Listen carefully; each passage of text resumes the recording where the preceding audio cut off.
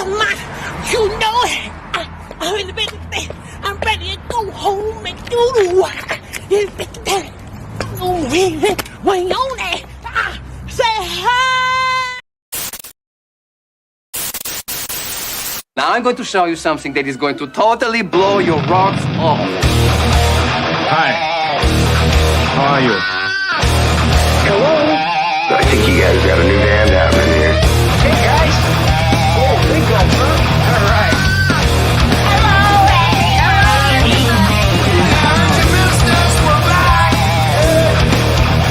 I'm talking to you the way I want to talk to you. If you have a problem, turn off your station. Whoa! Hey now. Big show tonight. January 25th. I can't believe it. Almost the end of January. And it might just be, we might be shorthanded tonight, folks, but that's all right. Me and my buddy Kurt, whose hopefully microphone is working now. Nope. You're not on, Kurt. Oh no. All right. How's that? There you go. See, We got the C squad tonight.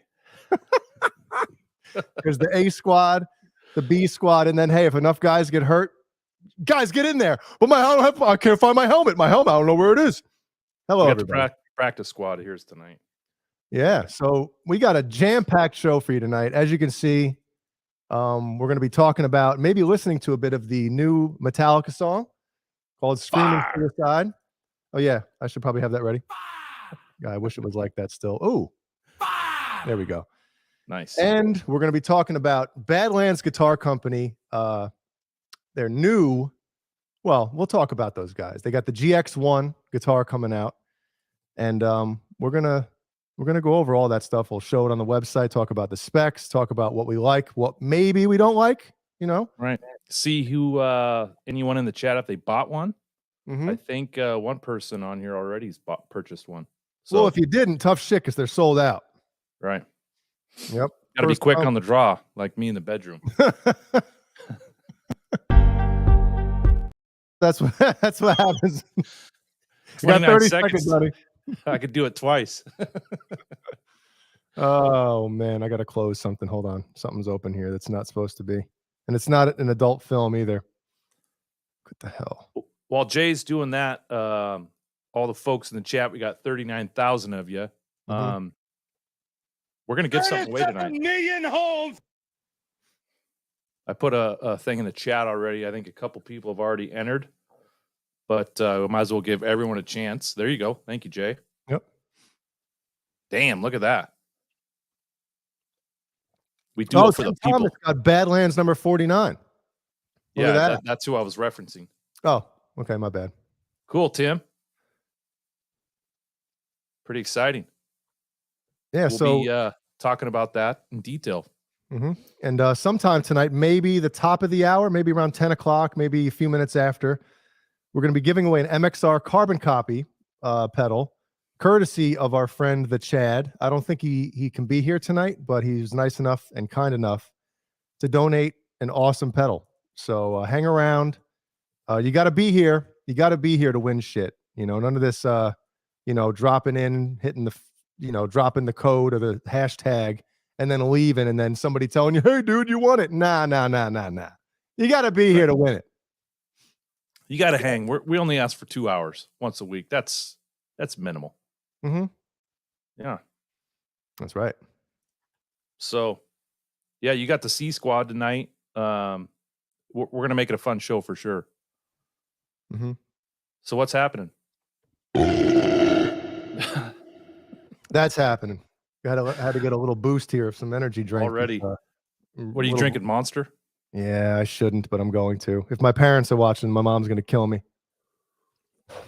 Monster with the canned condom on it already? Yeah, so nobody knows what it is. You know, they're not paying us. Fuck them. We're sponsored by Michael Bublé. We're sponsored by Michael Bubble. I'm not involved in this. You didn't somebody hand jobs all around. Somebody was it you? Did you have a Michael Bubble song on a post recently or a story or something like that? Good. The only reason I would do that is to irritate the shit out of you. But no, I wouldn't do it. Yeah, that's right. Joe Hervey won the EMG pickups that he got from. Oh, he got them hooked up. Yeah, awesome. How do they sound, Joe? Sure, they sound great. God, the chat's flying. It is, man. We got some good stuff here tonight. Like we said, new Metallica song. We're going to go over, maybe play some clips, and also Badlands Guitar Company. So yeah, maybe talk a little Van Halen. Yeah, because Kurt gave me some news today about a little comment Sammy replied to somebody about possibly some reissue type of things on the horizon, maybe further down the horizon, but you know, down the ass crack. Cameron Brown, which by the way, his Instagram post of him doing the thriller, the Beat It solo that he put out a week ago, a little over a week ago. Yeah, a couple weeks ago. Already has over 1 million views. New world order. Wrong button. I was gonna say we already got 1 million views, everybody. Incredible, Cameron. That's insane. No yelling on the bus. Jesus. Yeah, the women are just throwing their panties towards Scotland. Yeah, but it costs like $118 to ship them. So it takes about a week or two for them to float across the Atlantic. They'll make it. Might be a little soggy by then. He's used to that. It's like that. And maybe we should get some UTB, some under the bus woman's panties made up, so nobody will buy them. They'll just be sitting in a warehouse somewhere. Well, Lewis would probably buy them. Who? Lewis. I know he likes to wear those type of things. Yeah. He's in the chat. In the chat. So what are we going to go over first tonight? Do we want to talk about Metallica? Do you want to talk about Badlands guitars? What do you want to do, Kurt? Let's talk about the guitar. All right. Let me It's right there staring me in the face. Is it? Oh, do you have it ready to be pulled up, or do you? I can do it. I got it. I didn't know if see, we don't go over a lot of this stuff before the show, everybody, just so you know. What's up, Paulie? What's happening, dude? Duder. Yo, Paulie. So here you go. Badlands Guitar Company, your connection to the 80s guitar experience. Now, before we get going into this thing, let's go to the about, because I think the majority of the people watching this and that are going to be watching this know at least two of the cats that are involved in this company. So you got Tone King. Tony King is his real name. Did you know that? No, I didn't. That's actually pretty cool. Yeah. Wow. So now his mantra or the Tone King name is actually cooler because it's someone's fucking name. He's going to be pissed because I just told everyone, 50,000 people on the internet, what his real name is. Oh, no. The fuck are you doing? Luca, I don't know how to say his last name. I feel like an asshole. I probably should have figured that out beforehand. Philip McKnight, that's another guy that look at that. We're all familiar with. Great guy, great dude, great channel as well. Both, Tone King and Phil have great channels. We watch their stuff and respect grandfathers on things as well.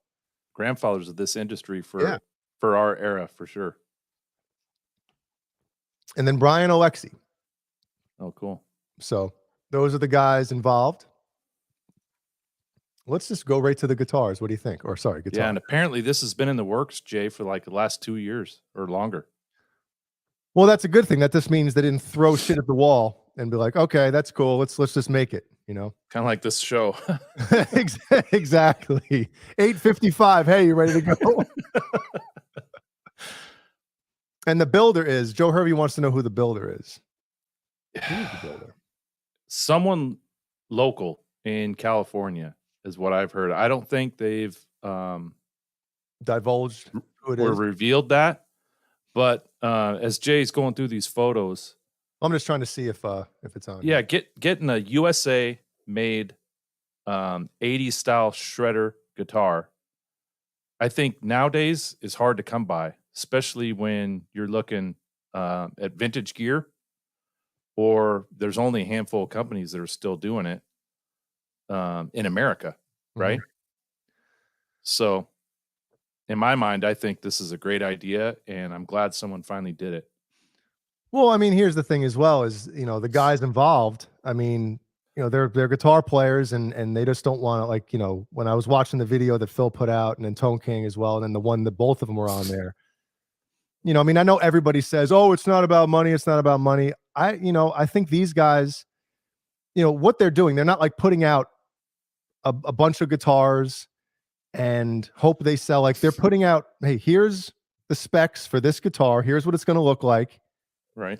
And however many people order it, that's how, that type of thing. Like, we're going to have a limited run of each, Zims. We got the Pain Train Dane Zimmerman in the chat. And Dane Zimmerman as well on Zim's Guitars. After our video, if you want to go over to his channel, he put out a video a couple of days ago as well. Actually had his hands on Philip McKnight's prototype and gives it a little bit of how's your father? Yeah, the Phil's guitar. Oh, okay. I thought you said he had his hands on something else. Oh, he might. I don't know. Yeah, check out check out Dane's channel.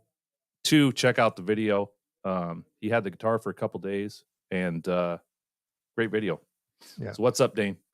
So back to what Kurt was saying about Made in the USA. It's not just obviously the guitar. They tried to go and have every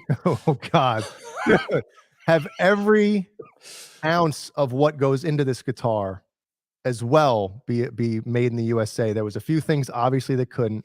And if you go watch Philip McKnight's video on it, he talks about and actually puts up, it might be on here, I don't know if it is, but he actually puts up where everything was made on the guitar and the case as well. So you kind of see like, okay, they really did try to make this guitar the best quality you could possibly make it for that price point. And, Yeah, and Jay, the other thing too is there's a couple things that are made in Japan that you almost want to be sourced out of Japan. Yes. The Goto Bridge, that's a quality product. The tuners, both those things are made in Japan, and they make inferior products. So it's cool that they didn't inferior. Try to, huh? Inferior product. Was that what I said? Superior. Did I say inferior? Superior. You did. I had to think myself. I'm like, wait a minute, have I been using that word wrong? No, my brain's slow today.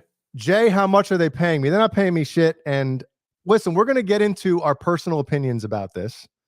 Like I said before, we're not sponsored by, anybody, with the exception of we have the Tessie Switch thing, which, we get a code for it, and Colonel's Popcorn, but nobody's paying us to show off these guitars, talk about it, and stuff like that. False Flag, what's happening, man? Yeah, we're just talking about it because it's the talk of the town, and majority of the people in the chat like to discuss it. It gives you guys an opportunity to hear another side of the story, our variation of it, and you can contribute in the chat as well. Yep. And Steve-O, yes, you are correct. What do you say? Oh, Jay would probably return it. Well, he would try it out. Oh, I would definitely try it out.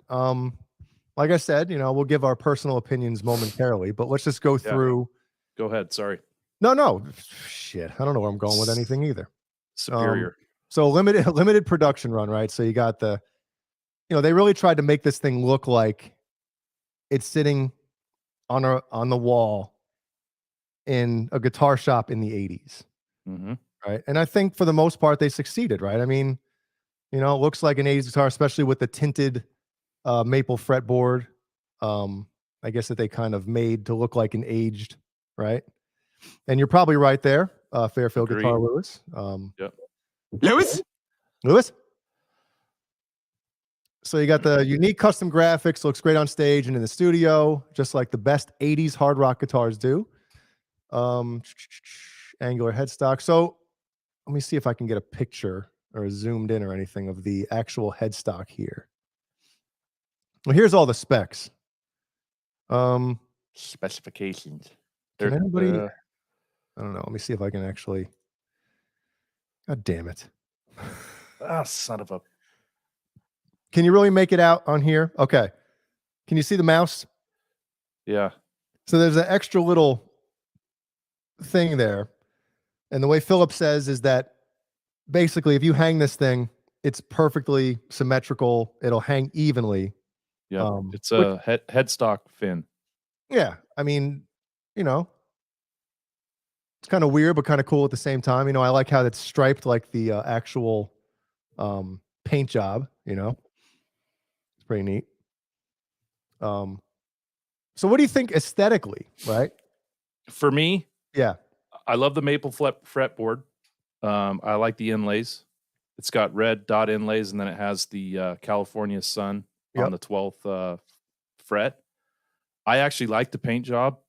I think the black and red pops. It reminds me of we won't say the Chicago Bulls, but let's say the Portland Trailblazers. Mm-hmm. I mean, just the red and black color is, I think, stunning. I kind of wish it just came with one pickup in the bridge. To me, that would really solidify it being an 80s guitar. And then the other thing, Jay, I'm not sure I like the covered pickups. I know they're not EMGs. I don't know if they're going for a certain look. Yeah, they're custom USA pickups, which is cool. But also, I didn't know this, but if you watch Phil McKnight's video, you can actually take the covers off, and it's just regular black, open coil, you know, standard Black traditional pickups, which is cool because I'm kind of with you. And this is our opinion, guys. We're not, like we said, we're not endorsed by anybody. No one's paying us anything to talk about these guitars. But when I first saw it, the one thing that did stick out to me was the pickups. And I thought, just from my, you know, looking at the guitar, I was like, man, those pickups kind of look, you know, like I'm not really a fan of that, you know, except if they're EMGs, whatever. But I didn't know that they were actually like custom made USA pickups that actually you could take the cover off. So if I were to own this guitar, the first thing I'm doing, besides return, no, I'm joking, not return. I would take those covers off just to get the traditional, you know, open pickups. The other thing too, Jay, and I have one guitar with black hardware. Not my first choice. For this guitar, you wouldn't choose black? I don't know. I know it's one of those things you'd have to see it like next to it, you know, mock it up with chrome or something like that. I get you. Yeah. And Dave Nesdahl, God rest his soul, he used to say that the painted trims had a different tone to them versus the chrome. Yeah, I know what he's saying. Yep. And even Eddie Van Halen has said, I guess, you know, or his tech has said the same type of thing when they were going over different, you know, when they came out with the USA signature model, they were saying how, you know, when they put the chrome Floyds on those ones, you know, maybe slightly, I mean, who knows if the naked ear, when you're talking about a distorted, you know, amp to 11, you know, you're really going to hear it. But, you know, I get what they're saying. Yeah. But just quick glance, I like the looks of it. You know, we can talk about the neck profile. I know that was something Jay and I talked about earlier this week. Yeah.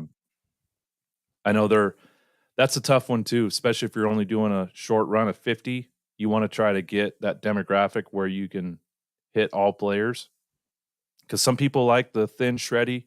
Some people like the comfortable neck. Some people like the beefy neck. So I think they kind of went in the middle here, which is probably the safer choice. But I would have preferred a more shreddy neck. Yeah. In my opinion. You're right, Kurt. I agree with you. I think and this is, again, our opinion, right? My opinion for this one. When you make a guitar that's aimed at the 80s guitar shredder fan, you know, I think of, you know, thinner necks, maybe not as thin as Ibanez and stuff like that. But I mean, in Phil's video, he said this is kind of, what was like based off of like a 62 Strat, as far as the neck shape and the thickness, except it's a little flatter on the back. But again, in my opinion, you know, to me, that was kind of like, ooh, you know, especially with that flat, you know, 16-inch fretboard or fingerboard radius. To me, when a fretboard is that flat, I kind of want a little bit of thinner, you know, thickness in the neck. Yeah. But again, this is all preference. This is all personal. You know, some people like those big beefy, you know, necks and stuff. So, yeah. What's your thought on it? Didn't I just tell you? Well, you just talked about the neck. Oh, the actual guitar. Yeah. I mean, dude, look at this one right here. Like the angle of this, it would almost look cool with like chrome top, chrome cover. Oh, yeah. Right? Maybe you're This right. just- Maybe it would look cool with chrome. This just in. Big bucks, big money. I'll take that pedal. Well, David, you got it. MXR, hashtag MXR in the chat to enter the carbon copy pedal giveaway, courtesy of the Chad. We got 54,000 people watching. Make sure you get MXR in the chat. Let's do a quick tally here and see how many people are good at taking direction. Whopping 11. Okay. That's like me in school. Dude, 11 entries. We got 50 million people. So another thing is well, again, I'm more of an Ibanez type of player. The 22 frets, I prefer 24, even though 22 isn't a deal breaker for me. And I understand why, I heard people asking why aren't there. Oh, sorry. It retails for what is it? $24.99, correct? Street price? Yep. There you go, Cameron. Sorry about that. And So it comes has with- regular, nickel frets that are polished as shiny as you can polish them. Right? When you polish something, Kurt? Yeah. Bend over and I'll show you. That's waxing. Polished frets. And then Cameron, along with the guitar, you get a bunch of case candy and a case. Yes. Which I think's standard with an American-made guitar. Most things that come from overseas or out of country don't come with a case. Of course, this one comes with the case. Yeah, so there's all I know you really can't Accoutrements. see it too well. Accoutrements, that's right. Case, there's a poster, there's a cable, there's a red braided cable. Marzio clip lock strap, which are my favorite. Yep. Where's the boner sound? I have one. I have one right here. Oh, you got it right there. I have the strap. I just need the guitar. And I think there's some sort of marketing book that comes with it and some other certificate of authenticity. Yep. The Floyd Rose hex hider, the V picks. Oh, yeah, the hex hider. And Yep. yeah, the picks. And it's cool too. It actually comes with a signed hang tags, which is kind of neat, Yeah. Well, yeah, like you said, a limited edition Badlands red line poster. The signed certificate of authenticity. And I guess you said they're making 50 of these? Yeah. And Tim Thomas, hopefully he's still in here. We're talking about his guitar they just bought. When are you expecting it? Did they tell you when you ordered it? How long till you get it? I think that'd be cool to hear. Right? Oh shit, I'm hitting the wrong thing here. Big bucks, big money. I mean, it is Wow. cool. I hope one of my things with like collector guitars, I gotta leave that up here. Collector guitars, Kurt. As you know, Jay? guy buys a $10,000 guitar. They only made a couple hundred of them, or whatever the story may be. And my fucking lighting sucks today. What the hell is going on? And Oh, it sucks. it's a collector's item, right? So it sits in a case for years and years and years. And it's like, I don't know, man. I kind of, that kind of is sucks to me. Like these guitars are meant to be played. I understand if you have something super rare, you don't want to, gig with it and stuff like that and bring it into some smoky bar. I totally get that. But I mean, what's the point of having something like this if you don't even, if you don't Play play it, right? Right. So Tim Thomas says 120 days. So 4 months, right? It's not bad. Not Um, bad. You want an ESP custom guitar? It's going to take over a year if you want an ESP. Just to kind of, keep things into perspective here. So Dane said, take a guess on how much it costs to paint these things. Then I asked him and he says, I'm not allowed to indulge that. Thanks, Dane. Well, yeah, for thanks, Dane. Sticking Hey, the guess how tip in much? and then pulling out. Yeah, guess how much? I can't tell you.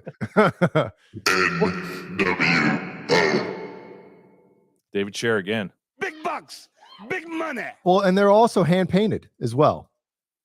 Now I know, people think, oh, hand painted, all it is stripes, but hey, it's still somebody sitting there putting the time in and making sure the shit's right and painting them. Right. So that, some of the stripes are going to be a little, move this way, move that way, which again, it'll make it everyone kind of like its own individual, cool guitar. Yeah, look who's here. Ooh, yeah. Randy. Yeah. Man, we've missed you, buddy. Good to see you. Yeah, man. And also the video that Phil put out of him playing the guitar, going through the pickups and stuff like that. The guitar actually sounds pretty fucking good. I'm not gonna lie. What are the ohms on the neck or the bridge pickup? Let's go down and see the specs here. Is it in here? Specs.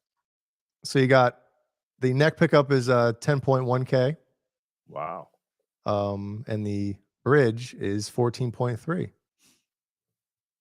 All right. So would you consider that a pretty hot guitar? Yeah. Hot toddy? Fa. But back to the frets. So they have nickel frets. Some people I heard talking about, why isn't it stainless frets? Stainless. But dude, how many guitar companies really put stainless frets on their guitars in the 80s? Maybe a couple. Yeah. And it wasn't something like normal, you know what I mean? Yeah, I think Japan really was the country that started that, right? I don't know. You'd have to ask somebody that knows what the hell they're talking about. And that wouldn't be me. Wouldn't be me. All I know is the first guitar I ever played with stainless steel frets, I was like, oh my God, this is like the greatest shit ever. Yeah. It really I have is. them on my Bumblebee, and that's like probably the one guitar I don't play.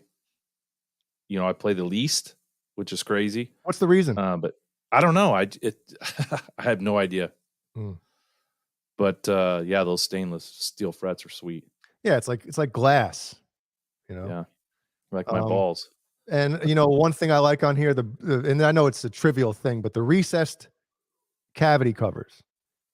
I'm sure we all own a guitar that maybe the plastic covers are sticking out over the body, and I'm like, what? Why? Yeah, quick route job. Jesus, really changes it. Yep. So, no, I mean, I'm kind of interested to see. It's an older body, which is cool. They didn't go basswood, which so they could have picked a cheaper wood. It's not like basswood is bad. It's just, if I was going to pick between basswood and alder, I would choose alder every time. So somebody wrote earlier, Kurt, that the left-handed ones were still available. There was still a couple left. Now, I don't know if that's true. I mean, it just says sold out up here. So yeah. I don't know. The other thing too, Jay, we forgot to mention is you can get the Floyd, or you can get hardtail. The hardtail. Did we talk about that? No. Yeah, How many? I would love to see the comparison. Variation. No. I would love to see the comparison of like how many were out ordered. Of the 50. Yeah, out of the 50, I would. I mean, again, when you're talking about aimed at the 80s shredder player and shredder guitar fan, I mean, who the fuck wanted a hardtail on their shredder guitar in the 80s? Yeah. What's up, Mikey? Mikey Mojo. Yeah, KXM Rock says throw the back cover away anyway. Yeah, I take them off a lot of my guitars as well. Sean Zimmerman is right. If you don't polish the frets, then I can see why you would like stainless better, but I always polish mine when I change it. Yeah, if you have a guitar that you either never polish the frets on, it does make a pretty goddamn big difference. Yeah.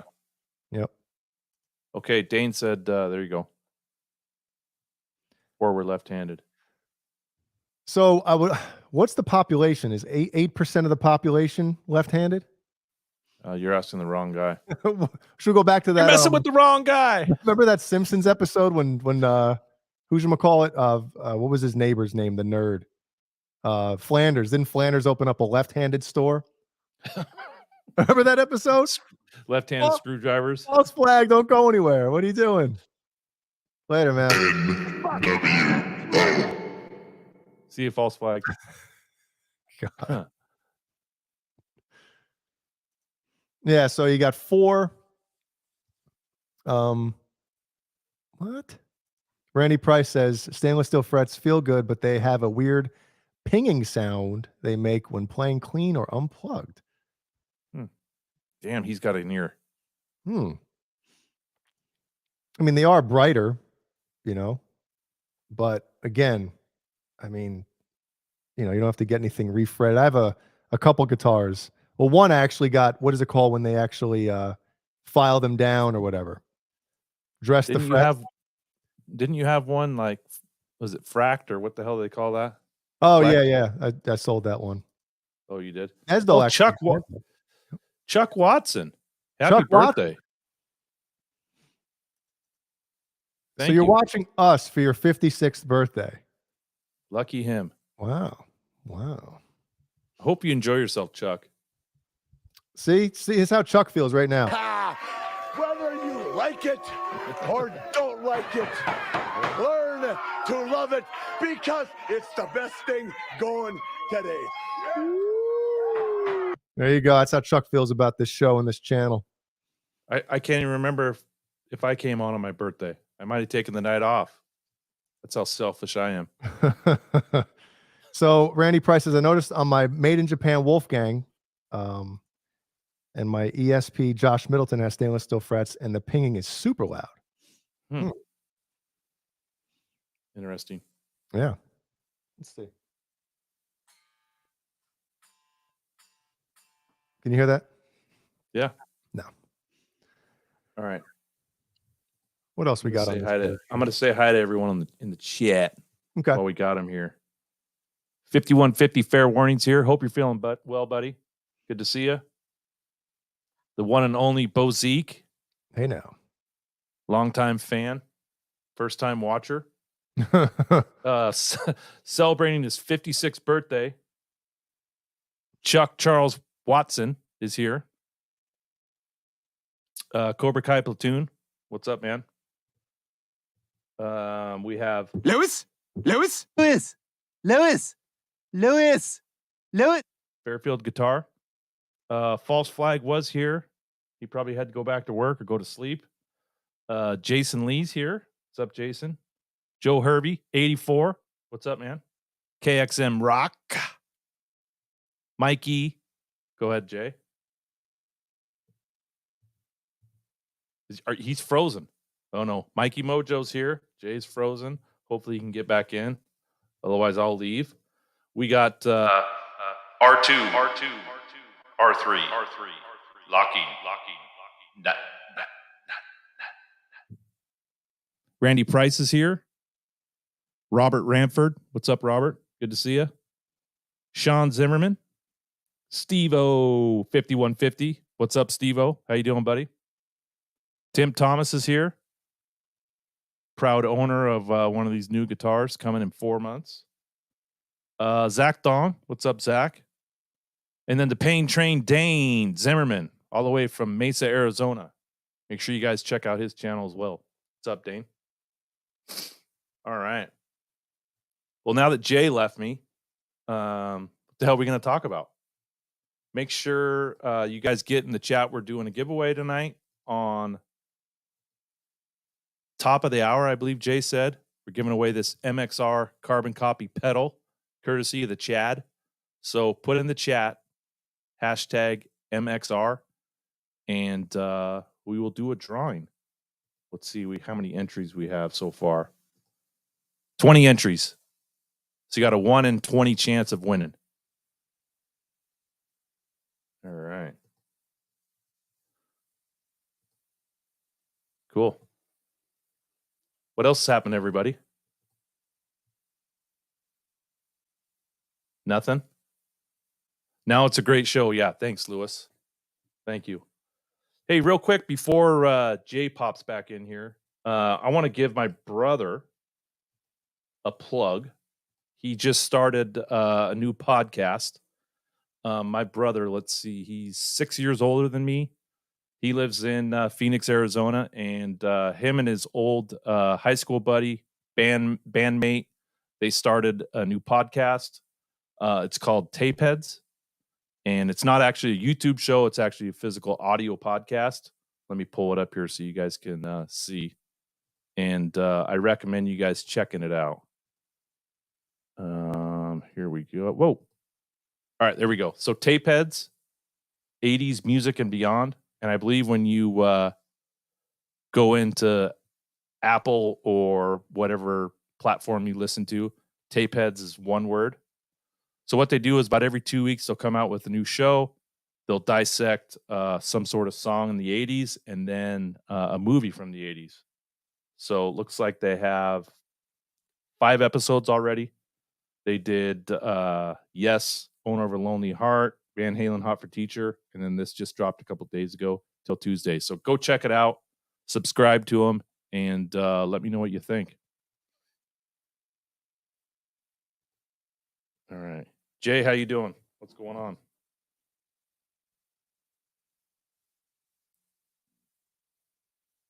Nothing from Jay. I don't know what's going on with Jay. Can you hear There me? he is. I can hear you, but you have like a weird icon. Yeah, I don't know what the hell happened. My whole shit just shut down. I have like my computer and stuff. Hold on a second. Like plugged into a what's it called? Like a I big don't know. battery backup power surge thing. Mm-hmm. So if the power goes out, I have like, oh, Jeannie said our power flickered. Oh, great. That's why. Well, Your icon just changed. Okay, maybe I'm back. Maybe it restarted. Let's see. No, what the frig, man? Maybe my webcam blew up. So anyway, yeah, I have this thing. What the fuck? I have my computer and monitor and everything plugged into this big battery-powered backup thing. And it's been screwing up lately. Like all of a sudden it just shuts down. So it's not backing up, like the batteries aren't working. So I don't know what the hell's going on, but I gotta maybe try unplugging the cam and plugging it back in. I'll be right back. All right. Mikey, what do you want me to take off the wall? Oh, the bee. Well, shit. All right, hold on. Bear with me, people, as I get up and take the bee off for Mikey.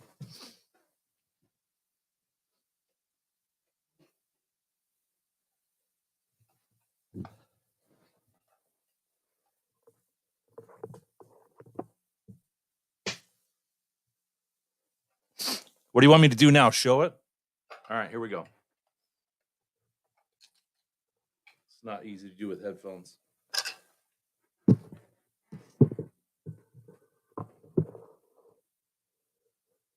So I got an interesting Floyd here. This is the Floyd Rose Special, like antique bronze. And then I put titanium FU tone inserts and screws. And then I have a chrome wang bar for it. It's got a Tone Zone DiMarzio in it. Stainless steel frets, like I said. FU tone. There's the headstock gold string retainer. And it's got the stained wood knot. I don't have the shell or double tabs, but they're Godo. They work great. I don't know if you guys can see the neck plate. It says Charvel EVH, brass block. Sweet. This thing's heavy, too. It's Northern Ash.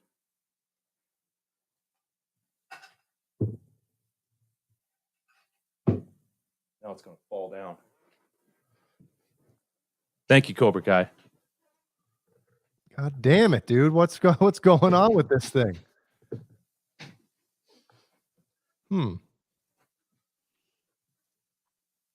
Yeah, I built that about 6 months after Eddie passed. Hey, there's Jay.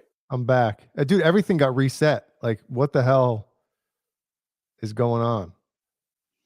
No idea. Well, I'm glad you're back. Me too. I kind of felt like, what was the guy in Anchorman when they put him on camera by himself and he didn't know what to do? That's how I feel all the time on here.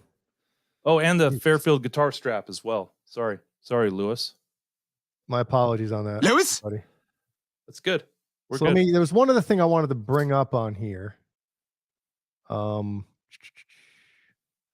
Before we stop talking about the GX1 red line Bring it up. from Badlands Guitar Company. What was it? Let me try to remember here.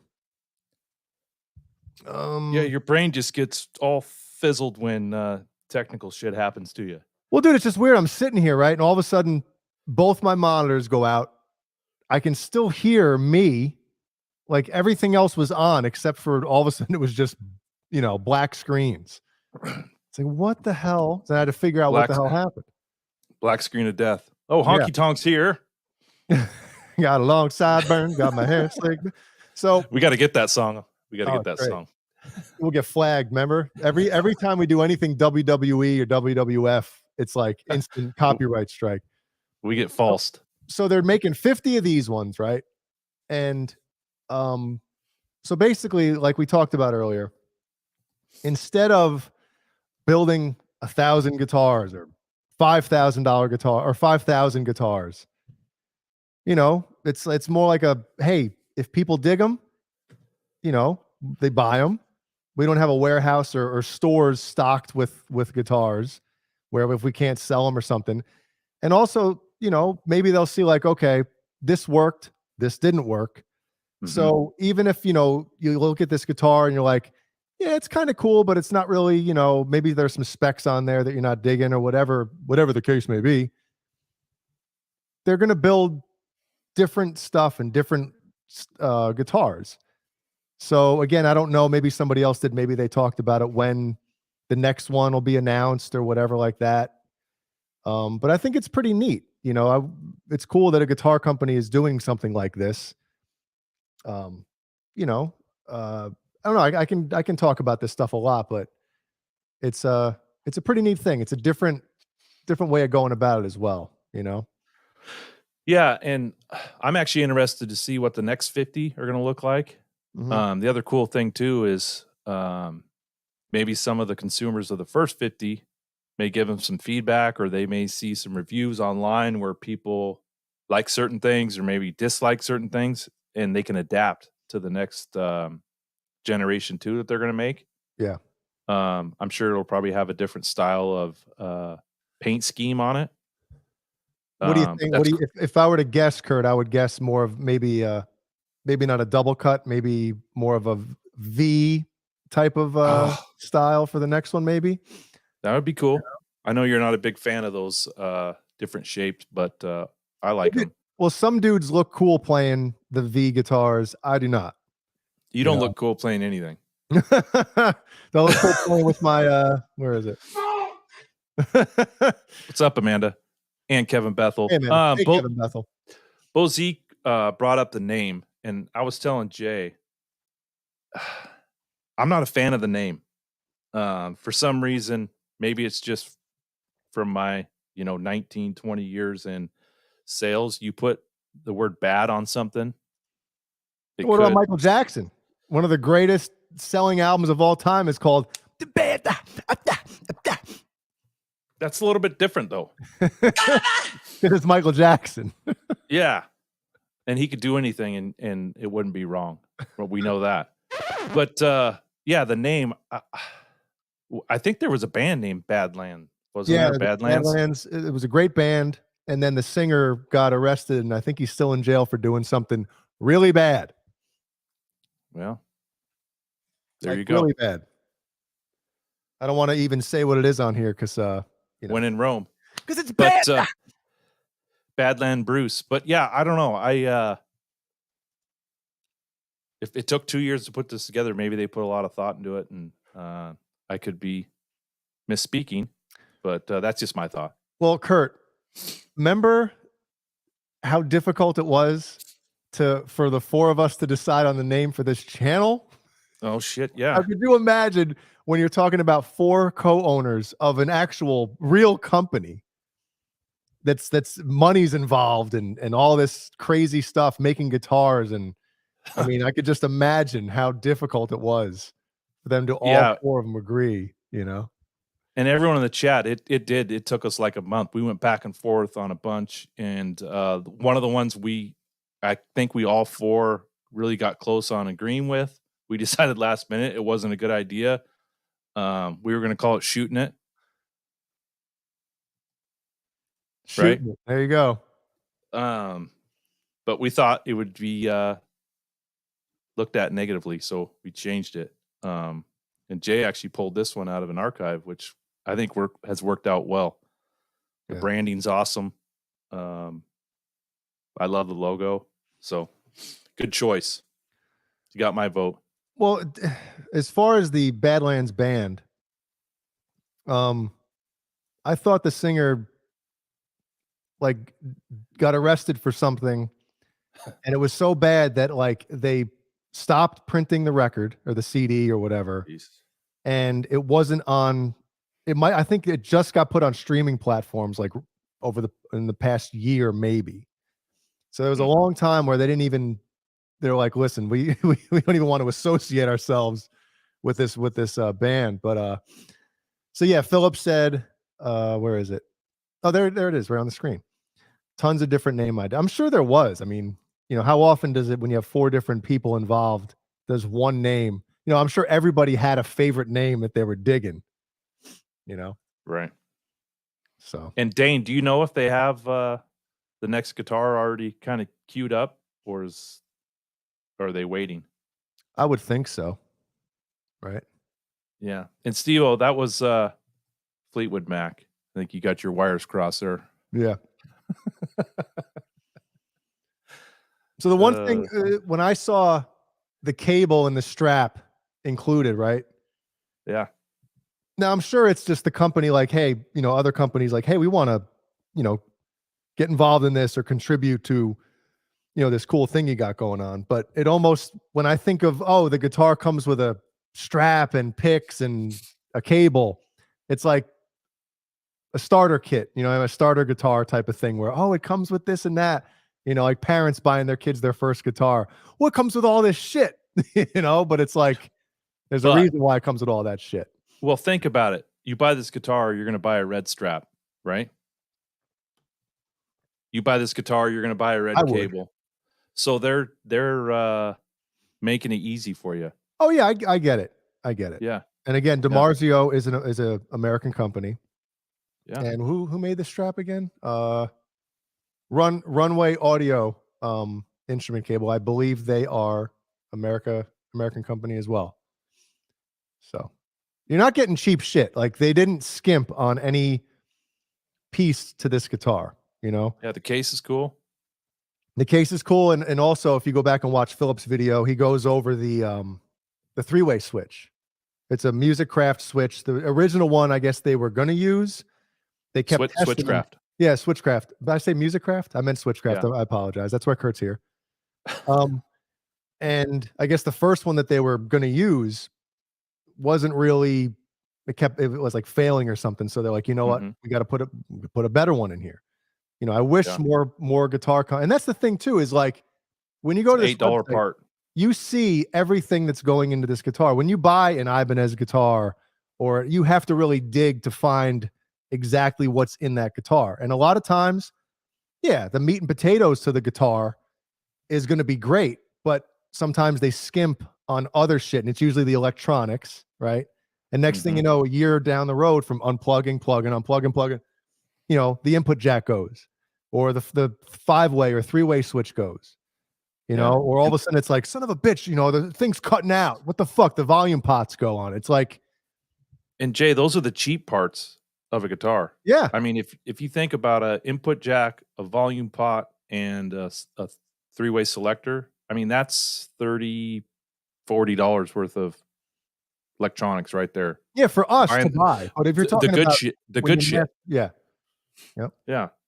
And think of it this way, and I just thought, like, when you're talking about a company like Ibanez, they're ordering thousands and thousands of these parts. These guys are making 50. So they're obviously, they might not be getting these parts for as cheap as one of the big bopper guitar companies is, but they're still putting the best shit they can find in the guitar. So I commend them for that. Yeah. And Joe Hervey, yeah, we all wish him the best, especially because it's an American company. You know, keep it in the States, and these 4 guys, they'll do it for sure. Well, Charlie S seems to disagree. He says, not a $2,500 guitar. I mean, don't you think you'd have to play one to really? Are you just talking about the looks wise, or? I mean, I think you got to play something. I mean, if you're talking about a USA made guitar, try finding one for $2,500. Listen, I mean, I'm not saying you have to be a fan of how it looks or anything like that, but again, it's probably a $2,000 guitar, and you got $500 worth of cases and accessories. You know, but American made. I dare you to go find an American made guitar that's decent for less than $2,000. Yeah, I just hope people aren't buying them to sell them. You know, and I know what's happening. It's got to happen, right? It's just, well, no, Charlie. Yeah, it's not all USA parts, but the majority, everything that they could find and source out to be made in America, they did. But there are some things that they're like, you know, not available, or, you know, and again, like Kurt said earlier, a lot of the Japanese shit that they put in guitars nowadays, it's amazing. Yeah, you get an Ernie Ball guitar, they're made in America, but they have a made in Japan trim. Larry's made in the, I don't know, it's somebody's basement. I don't know. Did you see Hailstorm's comment about the Peter North paint job? Yes. Yeah. It's like they make the ones with like it looks like they're like it's like a white guitar and it looks like blood is all over it, you know, blood spatter. And it's like you got the Peter North spattered guitar. Yeah, instead of fabric, it's a bed sheet. Yeah. So as far as my personal, I'm talking about just aesthetically and obviously with the neck shape and stuff like that. I mean, you know, I don't know if I'd be interested in this guitar. You know, I'm interested to see what they have coming up down the road. You know, I obviously hope they're successful, and I hope, you know, every iteration they come out with, every GX whatever, you know, I hope they all sell out and they kill it. Yeah. What are your thoughts of the truss rod up on the headstock? Does it? A majority of your guitars have that, right? Yeah. But once you have one in the neck heel, you know, the what do they call it? The thumb wheel, whatever. Yeah. Like it's like, why doesn't every goddamn guitar have this, right? Because there's multiple companies using it now. So I'm assuming, and I don't know if it's like open feel, you know. Like, yeah, it's not proprietary. Yeah, I don't know. I mean, I'm sure somebody had to patent it at first, but you know, probably by now it's like. But again, did any 80s guitar have a thumb wheel or the truss, you know, truss rod thumb wheel? Yeah. Yeah. So yeah, Ernie Ball does it, Fender does it, PV does it. There's a few companies that do it. Yeah. But you know, I'm interested to see what they have coming up down the road. I'm hoping that, you know, this one is kind of staying true to the 80s look and aesthetic and all that stuff. But I do hope that maybe somewhere down the road, the wagon wheel, there it is. Twirl it. Yeah. I'm hoping that maybe somewhere down the road they stick with like the look of an 80s shredder guitar, but then they have the upgraded, like you said, the thumb wheel for the truss rod, the stainless steel frets, a thinner neck, which I know 80s guitars had as well. But maybe one pickup with no selector switch. And See, just have one volume knob. I don't want one pickup, you know? Yeah, you like the neck pickup. Yeah. I saw somebody complain about where the volume knob is. They wanted it switched, but you know, Jeannie and I got Ellie that Paul Gilbert mini micro Ibanez guitar. Yeah. So hold on, I don't have it here, but I'll just give you so Paul Gilbert's guitar. I mean, this is all boy, you can't see it anyway. But Paul Gilbert's guitar has the volume knob, like, you know, weight, and it's just, you know, it's the one knob down there. Oh, and no tone. Does it have a tone knob? I don't think it does. Maybe it does. I don't know. So look it up. Anyway, so on this guitar, right, it looks like it's out of the way in a bad way. Like, oh my God, I gotta go all the way. But dude, it's so easy because you're not bumping anything, right? When on my Ibanez guitars and the Music Man that I just showed, like, yeah, it seems like it's in a perfect spot and you're not going to bump anything, but you have to really kind of like watch out for the pickup selector. You know, you don't bump it while you're doing any of that stuff. When it's all the way out there, it's not hard to get to, and it almost feels like you don't even have to look. It's just like you can just roll it, like do that type of shit on it, you know? And for me, when you pick up the guitar, you kind of just figure out where the knob's at. Mhm. It just comes second nature. But oh, look.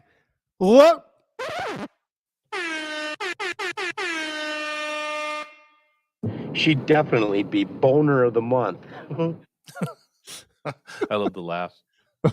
Yeah, look who decided to join us. Skip. It's BonerJams. boner time. Brian's too busy working to be on this great show, but he has time to jump in the chat. Jump in the chit. What's up, BonerJams?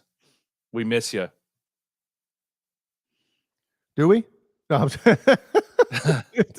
oh, do we really? Man. So yeah. Yeah. I think that's a great review. Well, review or just in. All right. You hate the word review. I think that was a good showcase of this new guitar. Yeah, and anybody, if anybody GX1. watching or is going to watch this video, if you happen to get one of these, let us know how it is, how you feel about it. Yeah, definitely. So, well, I wonder if they're going to announce the second one before these start shipping. Yeah, Dane said June. They're going to do the next variation. June Tao. Nobody ever gets that, man. Thank God. Thank God Kurt's here. And I believe that Godot Trem has a brass block in it as well. Yep, they do stock. Yep. Camel hump. I wish you could click on, that type of shit. Options available at no additional cost. That's a cool thing too. Is usually like, oh, here it is. This is the price. But if you want a trem on it, if you want to, also we forgot to mention something. It's not a floating trem. It's decked like, we all know, like Eddie Van Halen. One way. And those Godos have the trem bar. You place it in, and then set it with a Allen key versus a screw-in trem like the Floyd. Yep. And with Dane says we're gonna shit our pants when we see the next variation. Really? Whoa. We're gonna in a good way. So it says Tone King and Phil are definitely going to send you guys a bonus check for talking about that. We don't want, listen, we don't expect anything. We're talking about it because, hey, we saw this stuff. We're guitar players. We're fans of this type of thing. Mm-hmm. And, like we said about Phil and Tone King earlier, we want to see cool people, succeed in whatever they do. So I hope Sista, he's not here tonight. He's in the chat, BonerJams, but he's not on the screen. So go ahead and pick your fight with him. Sorry, Jay. No, that's all right. That's all right. No, and Caleb too. I think she likes Caleb. Didn't we say that was Caleb's daughter? That's right. Oh man. We wish them luck, but again, we're not paid or anything like that from anybody. So listen, this is a new guitar. We want to talk about it. Hopefully you guys do too. So talking about it for an hour, I think does it justice. I know Ben Coombs featured it on Monday on his channel, so go check that out. And then Dane did his he held the thing, played it. Yeah. Took the back covers off, rubbed his DNA all over the neck. Lucky. Yeah. Yep. So yeah. Cool. You want to talk about a little Sammy Hagar, or do you want to do? Yeah. How about Since Brian's here, let's talk about Sammy. We'll talk about Sammy, and then we'll do the giveaway, and then we'll talk about Metallica. How's that sound? Okay, I love it. Okay. All right. Let me get. And this if you're just arriving, hashtag MXR in the chat for the giveaway. Let me show you what we're giving away. When are we going to do it, Jay? 30 minutes? Yeah, 15, 20, something like that. There you go. Where the hell is it? All the way down here at the bottom. MXR carbon copy. Great pedal. Thank you, Chad, for Yes. donating, helping the channel. He's an ambassador of Quan. What? So, rumors. I don't know if we want to call it rumors because we heard it from the horse's mouth. Yeah. But Do you have Sammy the screenshot or the post pulled up or anything, Kurt? it was deleted. So I don't know. This Oh, is why we can snap, talk dude. about it. All right. Well, here we go. I have the screenshot you sent me. There you go. And yes, Jeannie just sent me a picture of Ellie's guitar. It has just the one volume knob. No Way down there. no knob. Yep. All right, where Is Jeannie noodling on it right now downstairs? she's gonna be noodling on something in a little bit. Oh, oh, you wet noodle. All right, hold on. Let me add this to my wait, shit. I gotta stop the screen here. So I don't know if it was Sammy's post yesterday, because yesterday was the 28th anniversary of Balance coming out. So I don't know if, and Sammy's usually pretty active on Instagram. Within the first hour of his posts, if you want Sammy to respond to you, or usually it's anybody, because that's the algorithm for Instagram. If you post something, the more activity it gets in the first hour, the more that post will like be, you know. Everyone's giving Brian a hard time. I love how This is like people know that he likes. Does he really like midget porn, or is it just Yeah, so the first hour, like Caleb, he's gotten some replies back from Sammy. Yeah. We know Caleb's on there in the first hour for sure. Quick Draw McGraw. Mm-hmm. So I don't know if Sammy was replying back to someone about a comment on his Balance post. Well, here it is. There you go. So Bald Snake Wing. I would think that without seeing the original post, Kurt, I would guess that this dude asked, you know, is Balance going to be remastered or something like that as well? And then obviously he wrote, all that is coming soon. They started with the live album. It's coming out first, and then they're going to remaster everything. So the live album. Why? Well, which is he talking about live right here, right now? Now, are they going to, so people that don't know, right? The released version of the live right here, right now, DVD or Laserdisc, which is what we had when it came out, or CD or tape, and the CD or tape was all pretty much re-recorded in the studio. Yep. If you read Sammy's book, he goes over it pretty much in high detail about what went into that. Like, he was on vacation, those guys were bored. Next thing you know, he comes back from vacation, and his vocals weren't lining up because they re-recorded the drums, and they had to basically what you're listening to is a studio album of those songs. And they had a TV screen in the vocal booth, and the live video was playing. Mm-hmm. So Sammy had to, one, redo his vocal tracks, but two, he had to kind of go with what was going on in the video. Yeah. As well. So I'm hoping. So if they do, I hope they don't just remaster that. I hope they actually put the original audio, you know, because that was 2 nights. And one of the things too, Jay, real quick, sorry to interrupt you, but go. Last song that he did the audio for, and I'm not sure if it's the last song on one of the side 1 or side 2, but at the very end of the song, as it's panning out, he says, "Fuck it, I'm done." And you could hear him take his headphones off and like hang them on a hook. Really? Yeah. Wow. You can barely hear it. To it. Fuck it, I'm done. So he must have been really, dude. Imagine you know, you come back from vacation, all of a sudden you have to re-sing an entire live concert. Right. And I'd be pissed.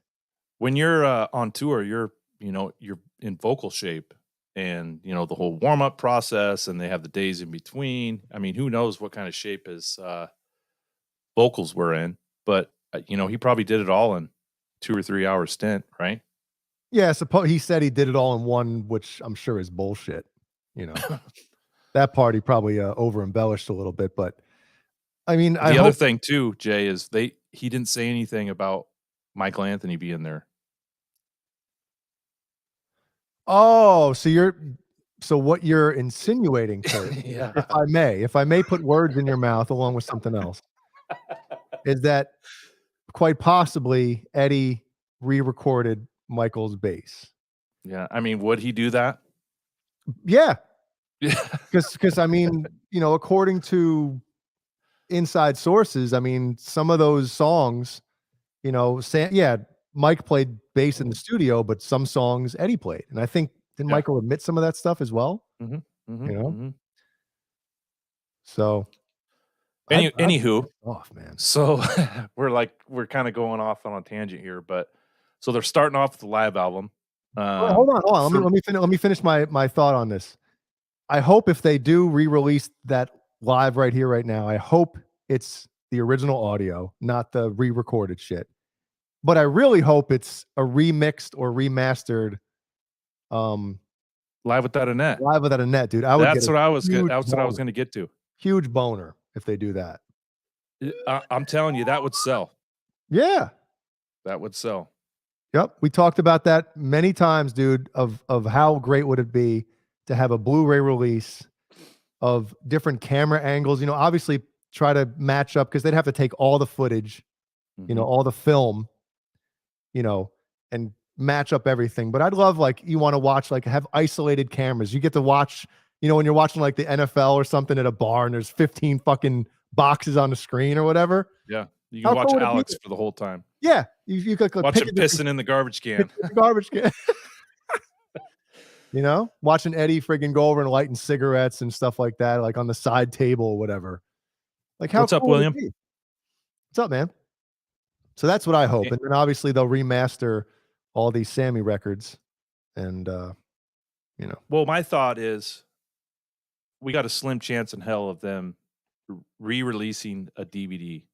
I mean, if you think about it, you go to the DVD section in Target or Walmart or wherever you get your local DVDs, it's like a bleak selection. Everything is digital now. I mean, I would buy it because I like having physical stuff. I have shit on my shelf over here, but I just don't know if the market is there to, re-release and sell DVDs. I mean, I don't even have a fucking DVD player in my home. Yeah, my DVD player is like the Xbox or PlayStation. Your what? DVD? The DVDs. So that would be cool, for sure. Even if they, release it on streaming. Yeah. Because I'm telling you, I would be listening to Live Without a Net for sure if I had the audio of it. Oh God, yeah, dude. Release some of those 3 songs that didn't make the video cut. Yeah.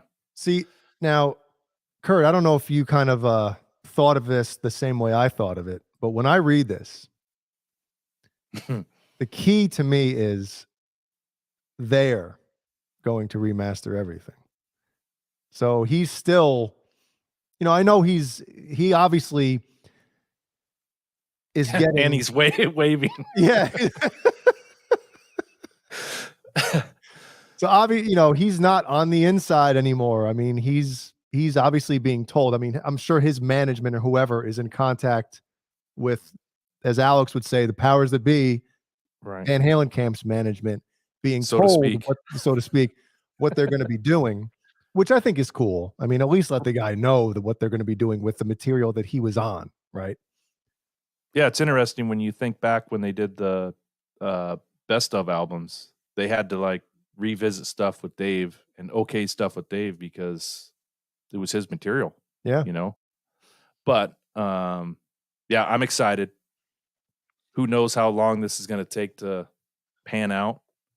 In my opinion, I think they should do it sooner than later because things seem to be forgotten after time.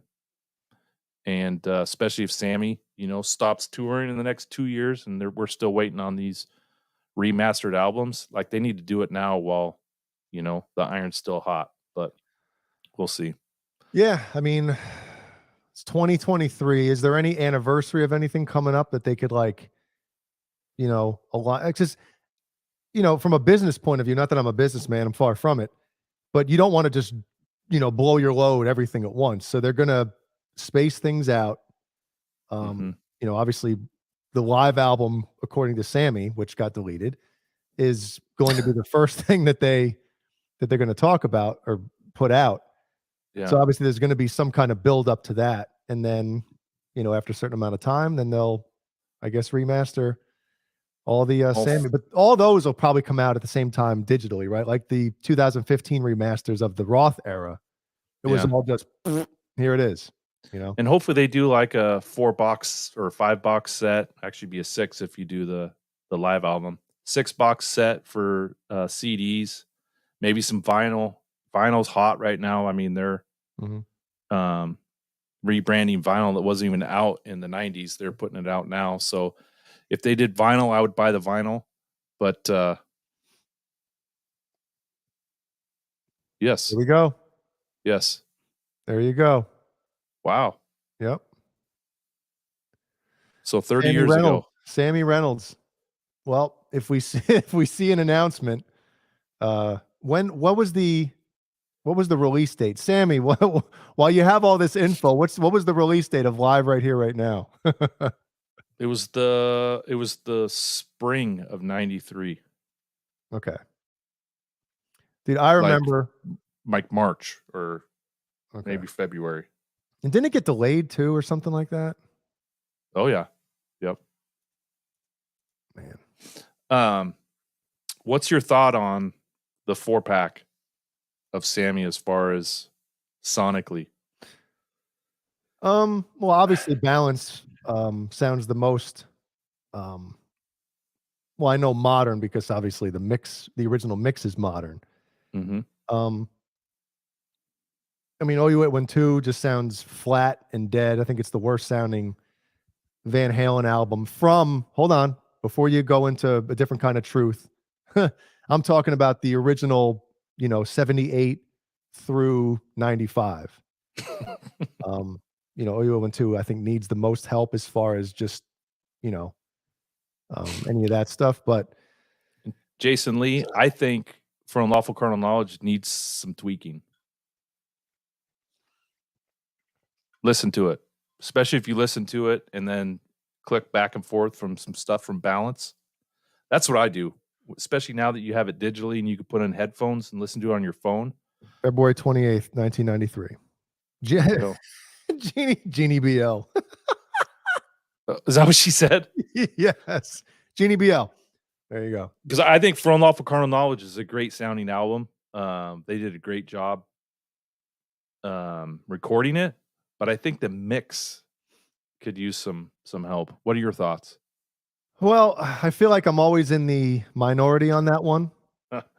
But I feel, I think it was the sound that Alex was going for. He wanted more of a roomy, John Bonham type of like super duper roomy sound. And when you talk about the difference between Balance and, especially it's with the drums, the kick drum, especially on Balance, just punches you right in the chest. That's like a super just borderline metal kick drum. I think it sounds fucking amazing.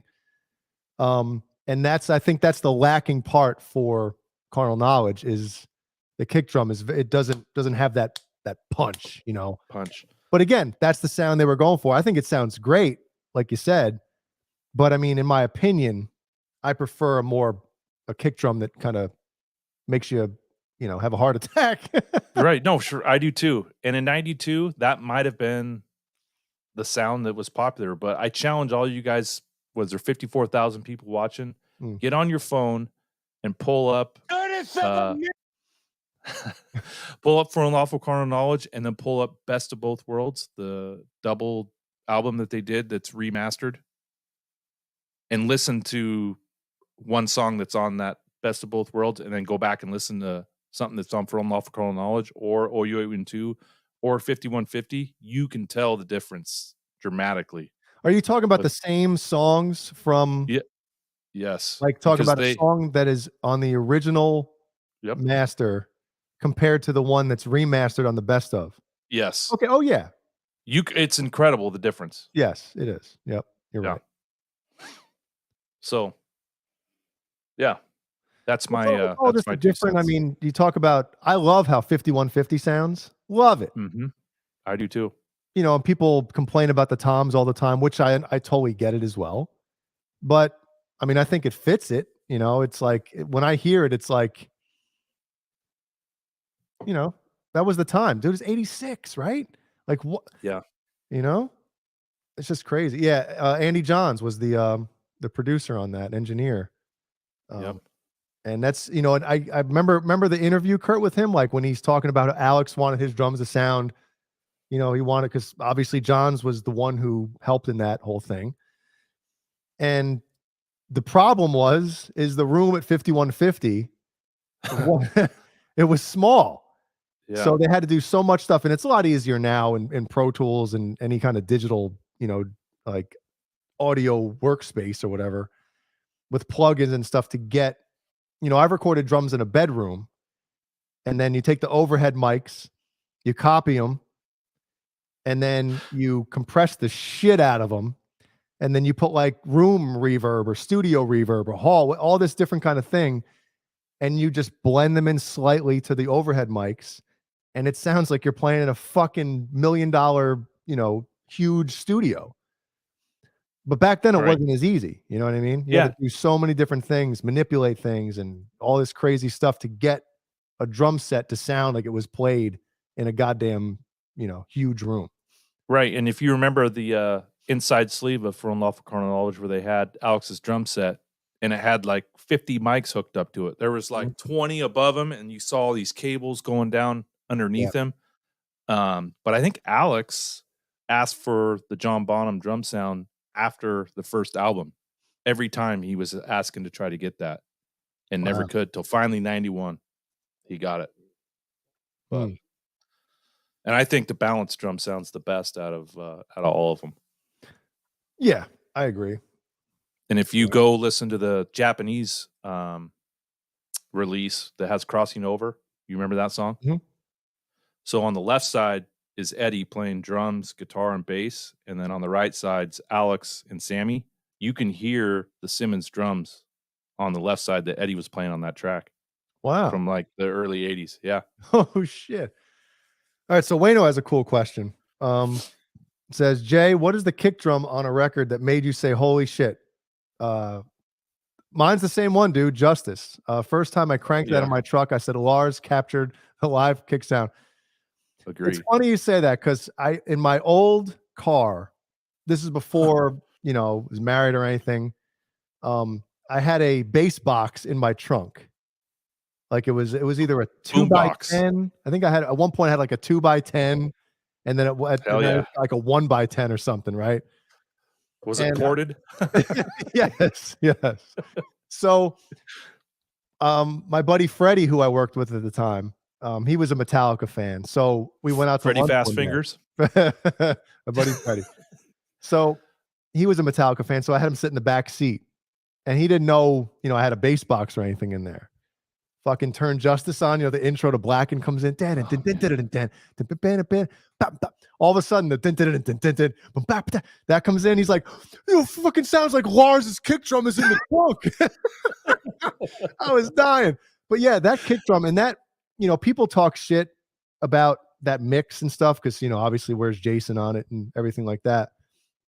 But that kick drum on that record kind of tailored and like metal kick drums from that point on had that machine-like clicky attack, you know, super locked in, as opposed to just this ba ba ba, you know, this huge fucking terrible kick drum sound. That's the problem with a lot of the earlier thrash stuff, right?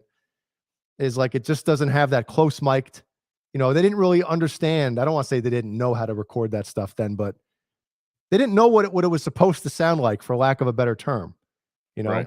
when you look back, you're like, damn, Justice, listen to that fucking kick drum. And that kick drum changed the game. You're right, Wayno. Yeah, and I like how Wayno says the live kick sound, because I remember the first concert I ever went to, and the kick drum came in, you could feel it. It was just like out of this world. Mm-hmm. I like 84 is my favorite. Somebody said they wanted me to mix their music. That's good.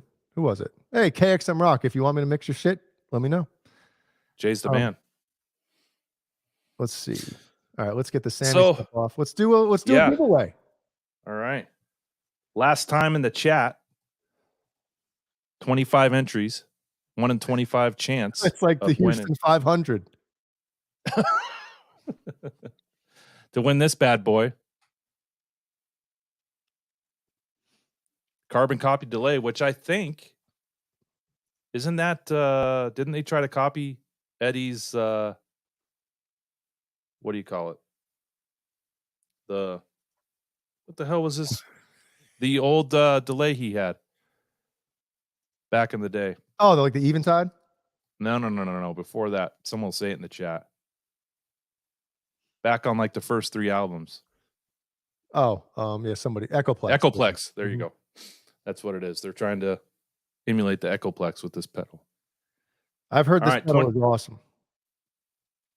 Once again, Dave Nesdahl recommended this one. Yeah. Oh, shit. And also, it's a... Oh, no. What happened? You already gave it away? No, it just reset. What the fuck? No way. Oh, no. I just hit the refresh button and it went back to the beginning. Oh, shit. Well, hey, everybody's here. Hashtag MXR. One more time. One more time. Jesus. It's all right, Idiot. man. Shit happens. All right, come on. We'll give you guys a few minutes. Mr. Mick's in. Mikey Mojo's in. Frank Corcoran's in. All right. BonerJams. Cameron Brown's in. Cameron's still awake? Holy shit. Cameron, I miss you. I know he misses you, Mikey. me too. He misses me too. Lewis is in. Lewis wants me to rig this drawing for him. Steve-O's in. Look at this. We're already back to 20. Man, we got people are staying in here. Yep. Don't hit the refresh button, you idiot. And then we're going to get to... Yeah. Did that come through? Yeah. 8,000 for shipping. $8,000. Oh yeah, this is You guys can watch this thing. We'll get it up to 26 again, and then we'll. I'm a DILF. February 23rd. Is that what? Okay, never mind. Oh yeah, I forgot. Brian's reminding us. Patrons, don't forget the patrons. I can't hear you. You cut out. Really? No, I'm joking. Oh, the hall monitor. He's spoken. Yeah. Hey, he's not wrong though. He's not wrong. No, we need him. Oh, Randy Price says he wants to send me a Duncan 78 to put in my Frankie. Oh, that's a great pickup. Yep. Don't pay attention to the rest of it. He said he left off, if you want to give it to Jay, not give it away, give it to Jay. Fat fingers. Yeah. Yeah, that's a great pickup. They should have made it a 77. Why? That's the year Jay and I were born. There you go, right? Come on. All right, 25 entries. Should we do it? Let's do you have some giveaway music? Yeah, hold on. Let me I'm gonna enter too. You told Jeannie that the other night. I should have been the wrong thing. Enter two. Oh shit. Right. How many entries do we have? If only you guys knew the conversations that Jay and I have. Or Boner. Oh man, I just showed that screen, didn't I? Yes, you did. I thought it was me. I was like, why? Brazzers. Fucking screen. Oh yeah, Brazzers. Everybody, if you don't know, that's thumbnail. Hold on. Let's where's how do we get? Never mind. The chick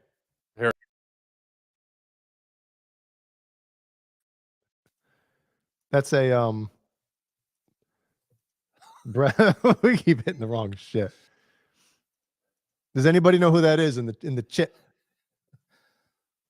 She'd definitely be boner of the month. Wouldn't be the Christmas shopping season if the stores were any less hotter than they are. Oh, Randy Price. Hashtag Brazzers. Yeah. Okay, let's do this. We got Let's some rock music. Yeah, let's play the music you played on the intro. Okay. Some rock. It wouldn't let me start it over. There's no like start over button on this. That's why it started playing it from the middle.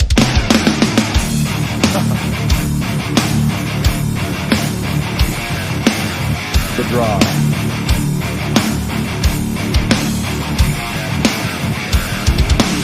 $31 entries.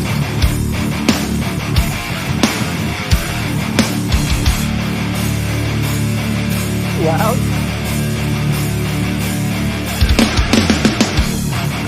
Oh, what? Happy birthday!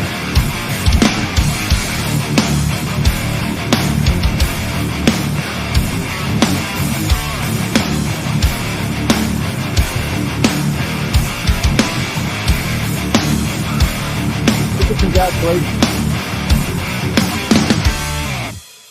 Oh, Kevin It's his Bethel. Too late. It's his birthday. Is it? That's right, it is.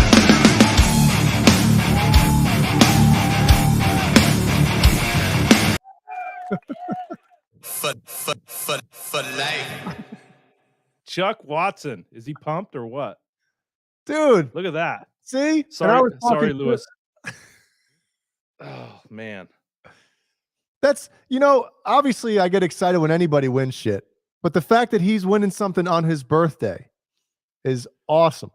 Chuck, we got 30 minutes. Where's the closest store where you can go get some lotto tickets? We'll go live. We'll go live. All right, Chuck. Right here. Where's it at? Email us your address, and we'll get it sent out to you. Yeah. Wow.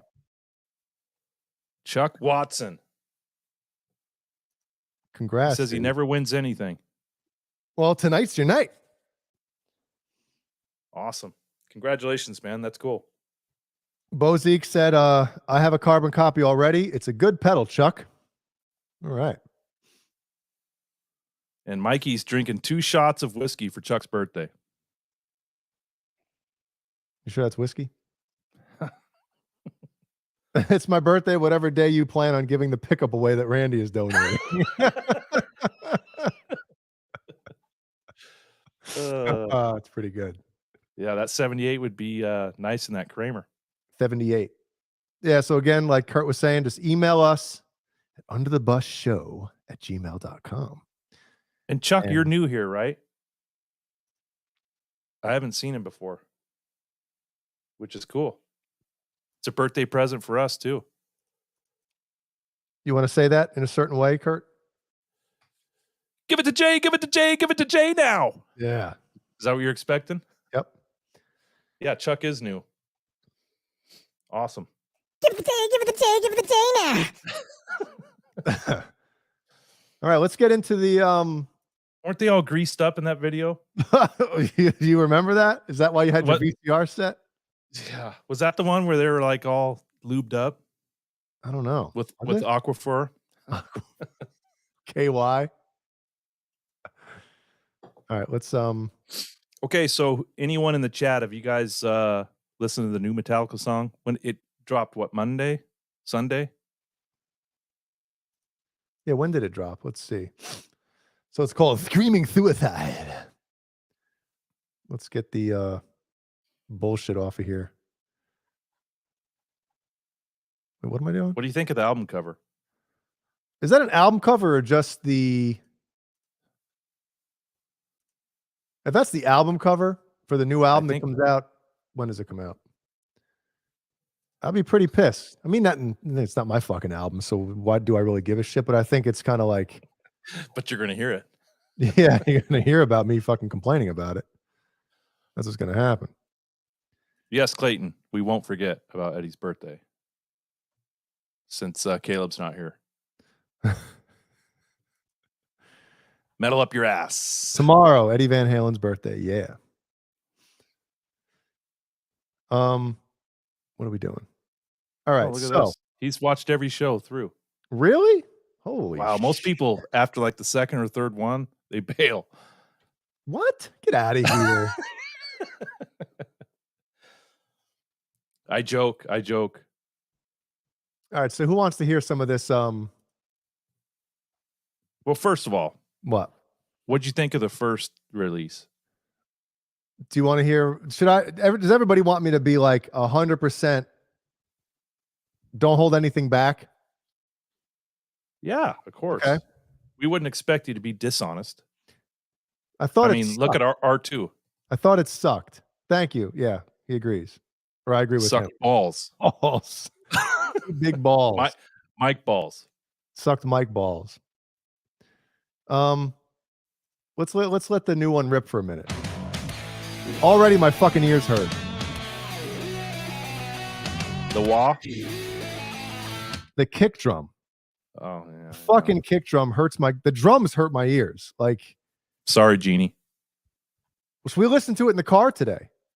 That's why I said sorry. And she was like, what? It's like, this isn't good. I was like, I know, but again, listen. They've been. Was she talking about the song? And me.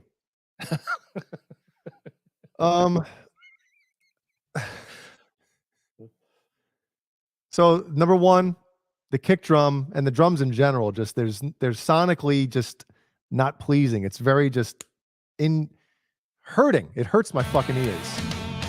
Because I'll let it play for another minute. Why not? Oh, look at this. Shit.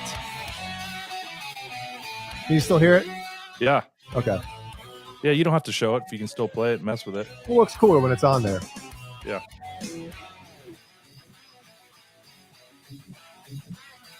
See, I like that guitar part. Once the wah passes, I think it's kind of rocky, which goes away from the metal. That's what I was gonna say. Is like they're not a metal band anymore. They're like a hard rock band. You know. Well, I listened to an interview from Lars on Tuesday or Monday, and he talked about how the band's evolving. They're always evolving, and they don't want the fans to expect the same thing over and over and over. What, good? They don't want the fans to. He was basically saying good? They're going away from metal. That's what he was saying. Yeah, but remember what happened when they went away from metal last time? Like, I know. A lot of that. I know. Listen, they're one of the biggest bands on the planet. They can Everyone sell out loves it. anywhere on the planet. But it's not because of what they're putting out now. It's what, like, their music is so iconic. Those first 5 albums are so iconic and so great, and they transcend everything. Only a handful of bands have had 5 albums like that. Yeah, and only a handful of bands cannot be good since 1991 and still be the biggest band. You know what I mean? And Mikey, I like the riff too. Because once I heard it, I was like, "Oh, come on!" And then the riff came in. I was like, "I kind of like this, but it's not Metallica." And I text Jay, and I'm like, "Even James's vocals, which we haven't got to yet, it doesn't even sound like him." Well, I mean, how old is he now? Well, I know. Actually, his vocals might be my favorite thing about the song. Like, I feel like, you know, I know he's had vocal issues in the past. He blew his voice out years ago. But the one thing, you know, my engineer brain, you know, I'm not going to compare myself to anybody or say that I'm anything good, but when you compare like the drums to the guitar, like the rhythm guitars, you know, like we talked about, like the tone isn't even very metal sounding, but it's kind of a warmer, not abrasive sound. But then those drums are just so like fucking, you know, hurting. You can hear the bass guitar, which is nice. But again, it's not metal. The only metal part well, when it gets to the verse, there's a kind of a cool-ish riff. I hope we Yeah, might not, we hopefully don't get flagged by Metallica, but whatever. Little chugging, right? Yeah.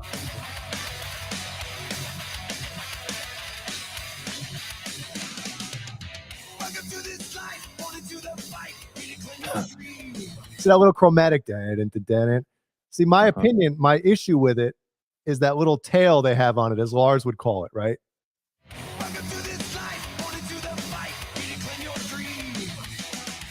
That bend in it at the end.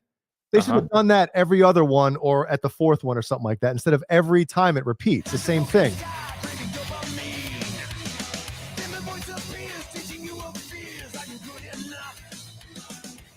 It repeats every time, and it's kind of like this makes it monotonous, in my opinion. I think that needs to be like a tail, as Lars, like I said, as Lars would call it, at the end.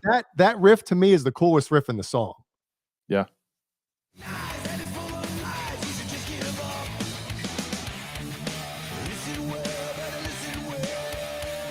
The drum, dude, my ears, like it hurts. It actually hurts my ears listening to those fucking drums.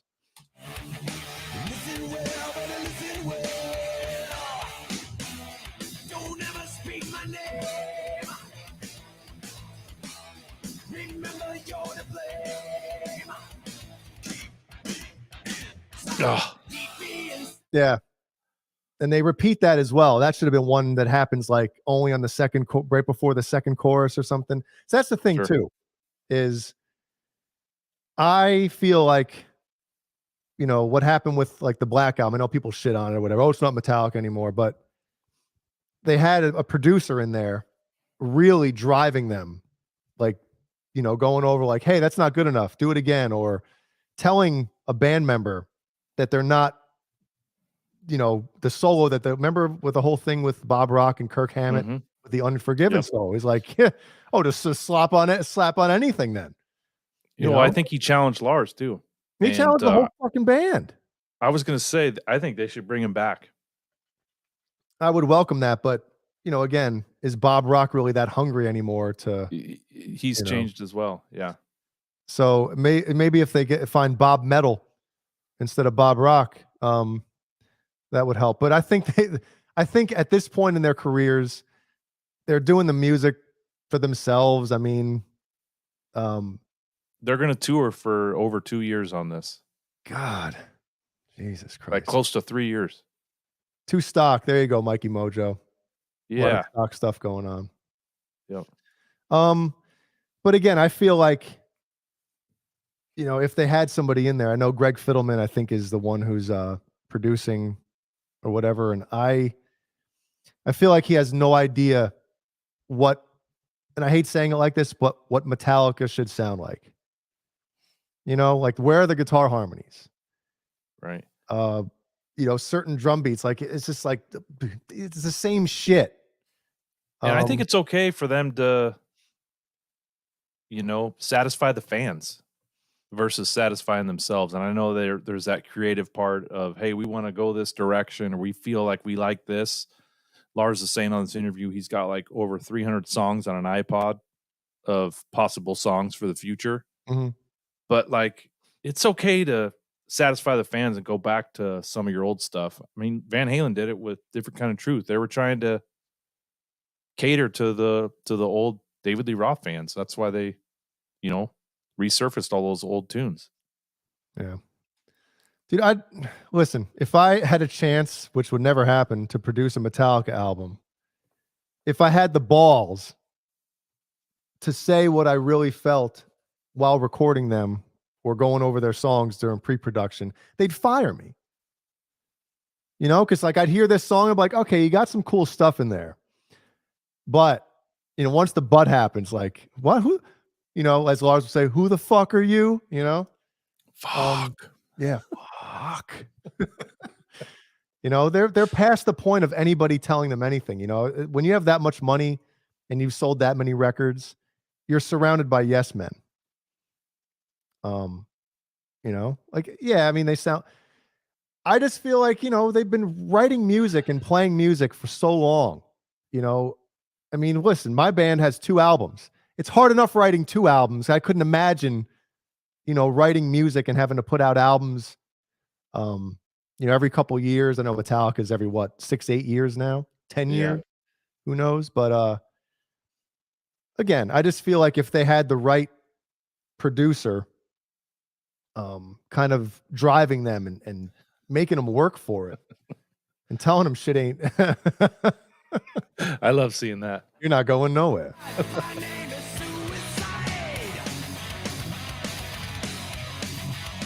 But again, that's not really a metal riff. I mean, it's like 70s metal riff, 80s metal, early 80s metal riff, like somebody mentioned in the chat, kind of like the old Judas Priest type of thing. But I mean, James Hetfield, let's just call it out how it is. I mean, his bread and butter is fucking power chords, man. Mm-hmm. And he's turned kind of into a, what do you call it?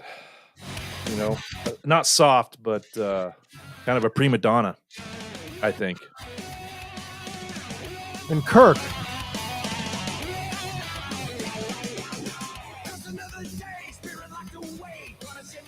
See, like, in my opinion, I think James, his voice is the best part of this song. Mm-hmm. It doesn't sound like he's struggling or anything like that. He sounds all right. But those goddamn drums, they goddamn hurt my ears. They hurt my ears. Are they in the front of the mix? Dude, they're like fucking.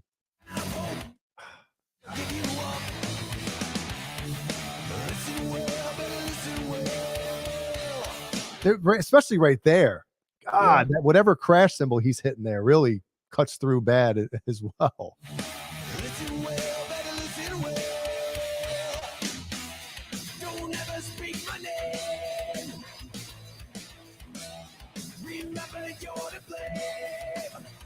Yeah, Mikey, you're right. It is the producer's job. This part sucks. And this riff, like, yeah, fucking.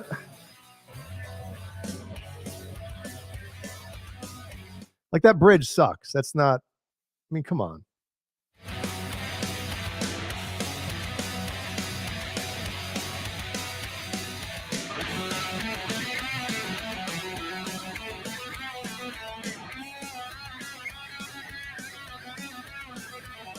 Does Kurt even give a shit anymore? No. Kirk. Sorry. See, now you got me calling him Kurt. Yeah, he's what do you call it? Checked out? Turning it in. Yeah. I remember on the last album back in 2016, what the hell was that one called? It should be right up here. Let's see more about it. See discography. Hardwired. I remember him talking about like how he went about writing his solos for Hardwired to Self-Destruct. And he basically was like, I want it to be all, just me coming in and just hearing the songs and just playing and just winging it and type of thing. And I'm like, really? Like, how about you put some time in? Like if you watch the making of that album, like he comes in off the fucking beach. Like he just got done surfing and he's like, listening to the song for the first time, and James is showing him the chord progression for the solo, so he can kind of map out where he's going to go. And it's like, dude, take these songs home, come up with memorable shit, because that's the thing with me is, and we go Get over off the horse, huh? Get off the horse. He's horseback riding. Yeah, I mean, don't you want the solos? You want melody in there as well. You want something that's going to stick to somebody's ears and not just. Memorable. Yeah.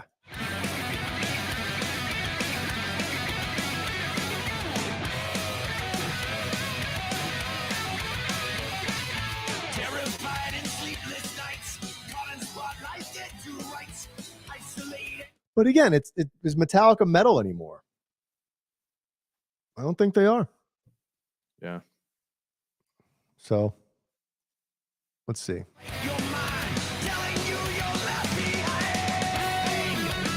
Hey, let's let Kirk have two solos.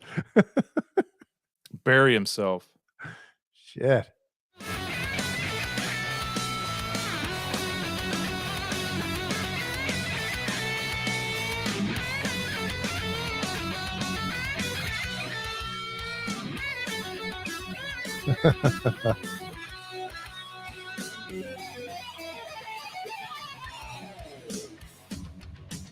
Oh shit. Yeah. Dad rock. See, like they could have made that part heavy. But no, it's just like it's too like has that bop, you know, like Yeah, it's rock. yeah. Play the other one. I haven't even listened to this one all the way through yet.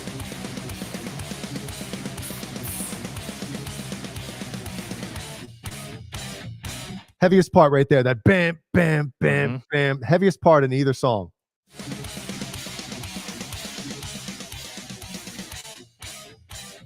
Oh, because he does the hold on. He does the Here we go. Yeah, there it is. Fucking first guess.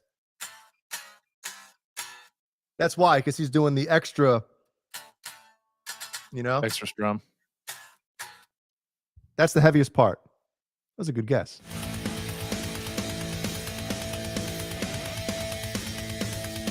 God, that kick drum hurts.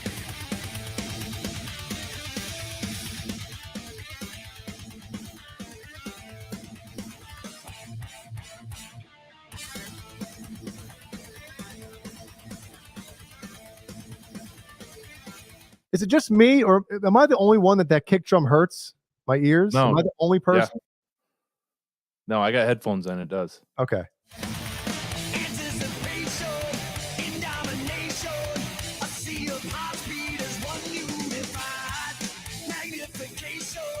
Not metal.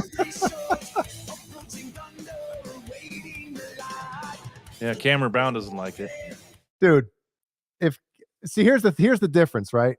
Cameron Brown could not even listen to the song, and the solo that he would pick or that come up with over any of this shit would be like, damn, you know? My God. Yeah, you got to knock someone out of their seat with a solo. Andy Carson, what's up?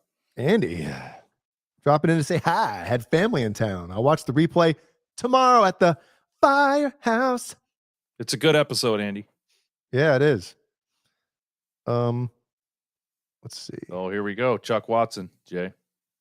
Dream Theater wipes the floor with Metallica. Maybe Metallica should listen to a real guitar player and drummer. Listen, I'm going to come to Lars' defense here.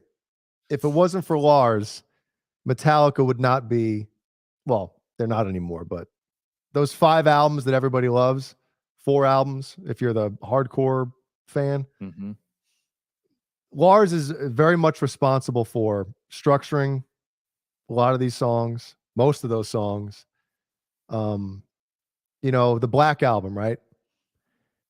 You listen to that album and it's like, yeah, the drums are easy, but holy shit. Like, listen to it today. The drum parts are just, they're perfect for those songs. And it's just like, dude, I don't want to play fucking Enter Sandman. But so that's how an album should sound. Yeah, snare. Oh, man. There's something about how he plays on this album that's just like, fucking A. You know, you just air drum the shit out of this album because it's got a, you know, everybody talks about feel and everything like that, and that backbeat, and, you know, playing in the drums sound isolated to me, you know? Well, isolated, but they also had the rooms, you know, they tore out, I guess, in one-on-one studios, they tore out all the what the hell? Acoustics. Yeah. So this was fucking just an open room of wood. And they were putting like plywood up and shit. Yeah. Yep. I mean, dude, listen to this shit. You bop your head. That's Bob Rock too. You know, this album would not sound like this if it wasn't for Bob Rock. Yep. So, well, before we go, we're not going to go yet, everybody. We just got to do something, and then we're going to get back to some Metallica. Jay got his Metallica fix just for a quick 30 seconds there. Well, we're going to come back. We're not ending the show yet, but we're going to go and just do this real fast. Not real fast, but yeah. We got, oh shit. Andy Carson, who was just in here, Michael, the Captain Smith, Randy Price, 5150 Fair Warning, and Nelson Rodriguez. Who do we got in the next aisle, Kurt? Nelson Rodriguez just jumped in. Nelson, hey Nelson, perfect timing. It's timing. Whoa. Shit, sorry. All day, all night, Paul Barnwoods, Four Legs, Sherman Callahan, Jerry Hawkins, and Fairfield Guitar. Co. Lewis. Don't, people are leaving. Come on, don't leave. We're just doing this real quick. Frank Corcoran, we got the Mike and Mojo, Tom Lean, Stephen Franklin, Falls Flag. Steve-O, 5150. And last but not least, Ron.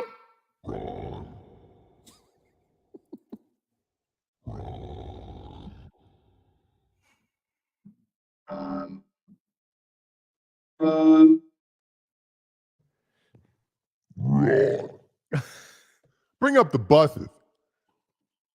So real quick, we're just going to go through this real fast. We got a short bus pacing, $5 a month. Just a quick support of the channel. Just help us out a little bit. You know, make these shows what they are, which is great. Best shows on the fucking web. Double-decker bus patron if you the $10 a month. That greatly supports the channel. We got some extra stuff for you folks as well. And then, hey, if you got the Big bucks, big money. you go for the tour bus patron, right to the top, tour bus patron, $25 a month. And that tier gets you a free under the bus t-shirt. Well, it's not free for Brian because he has to pay for it and send it out. But he does that himself. So She definitely be owner of the month. every once in a while, we get some bonus shirts, some cool custom-made shirts that only we have. The Kurt, Brian, Caleb, and Jay, we get those special shirts. But you know what? If we're doing those ones, sometimes you guys get the cool ones too. So thanks very much to the tour bus patron. And also, thanks, patrons. And we got the thank you for Colonel's Gourmet Popcorn. Great popcorn, best popcorn in the world as far as I'm concerned. Kurt? And then our other sponsor for the show, Tessie Switch. They got all kinds of things for your guitar, whether it be kill switches, volume knobs, straps, strings, pedals, hardware. Get on tessieswitch.com, plug in the code UTB15, which is Jay's penis size, and you'll get a discount. Imagine it was 15 inches. Yeah, so we like to keep things streamlined here as well. So it's UTB15 at Colonel's Gourmet Popcorn and TessieSwitch.com. We should probably put Colonel's website below there as well, not just Colonel's Gourmet, but website. Yeah, we're stupid. Yeah. So there you go. Let's get back to Metallica here. Should we get back to the? Did we start the Lux? We did, right? This piece. Yeah.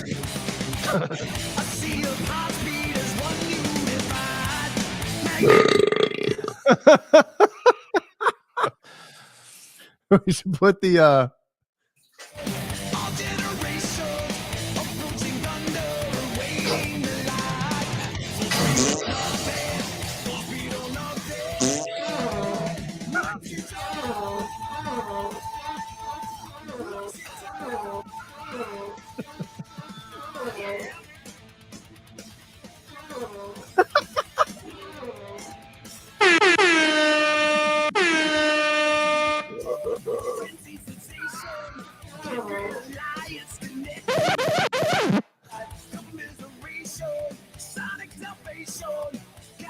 I guess this would totally remove any possibility of us getting anybody from Metallica on our show ever.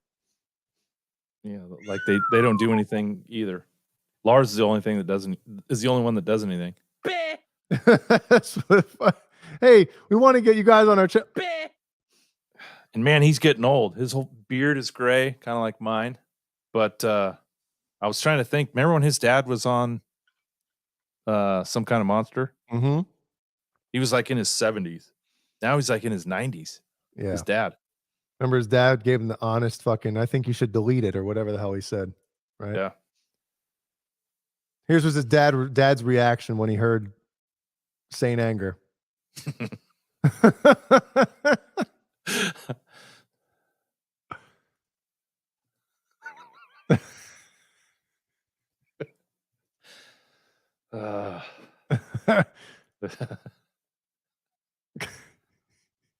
Skip. Yeah. Hey, do you want to hear this song? Skip. But you know what, Skip? Yep. Well, before we get to the last segment, I know Caleb couldn't be on tonight. He played a show last night, somewhere in San Bernardino, California, I think. Took the wrong turn at Albuquerque. And also on Saturday, he did a big show in Vegas. So get on Caleb's socials and check out the videos. And are you shitting your pants? No, I'm pulling up a video and laughing at it. And check out the clips and pictures from his show. We were going to chat about it tonight, but he couldn't make it because he was working late last night. All right. Tell everybody. Let me get this off. I'll be right Everybody. back. Sorry to do this to you. I'll be right back. That's fine. Before we get to this last part. Jeez, I gotta take a leak so bad I can taste it. Go do it. I got a clothespin on the tip of my dick.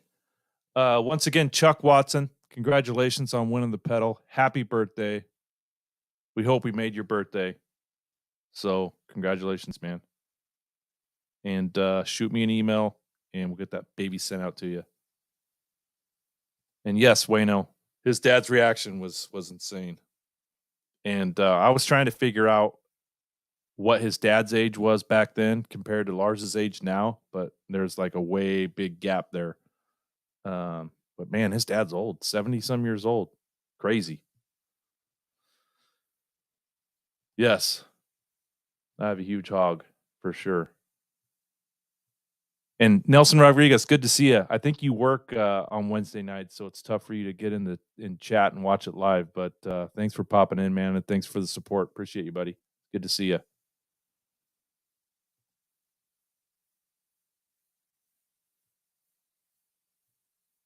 What else here? Jay's still taking a piss. Lars is 59. I thought he was older than that. Wait, thanks, Chuck. How old is Lars? 59. All right. Well, Lars Ulrich. kind of makes sense, right? Yeah. Those guys were fucking kids. His dad's 95. Damn. Dude, Larry's I won't live that long. Do you really? Does anybody want to live to 95? No. God. I guess that's what you get when you play tennis. When you play tennis. Wasn't his dad like a Olympic tennis player or something? Olympic or just, yeah, he was something, right? Yeah. All right, let's see here. What do we got? Well, we're going to get to Brian's favorite segment of the show.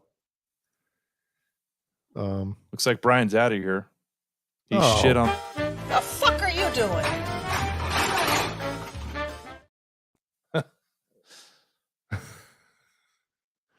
All right. Move this over so the chick is watching. No, I can't. God damn it. I wish I could. Can I? Full screen layout?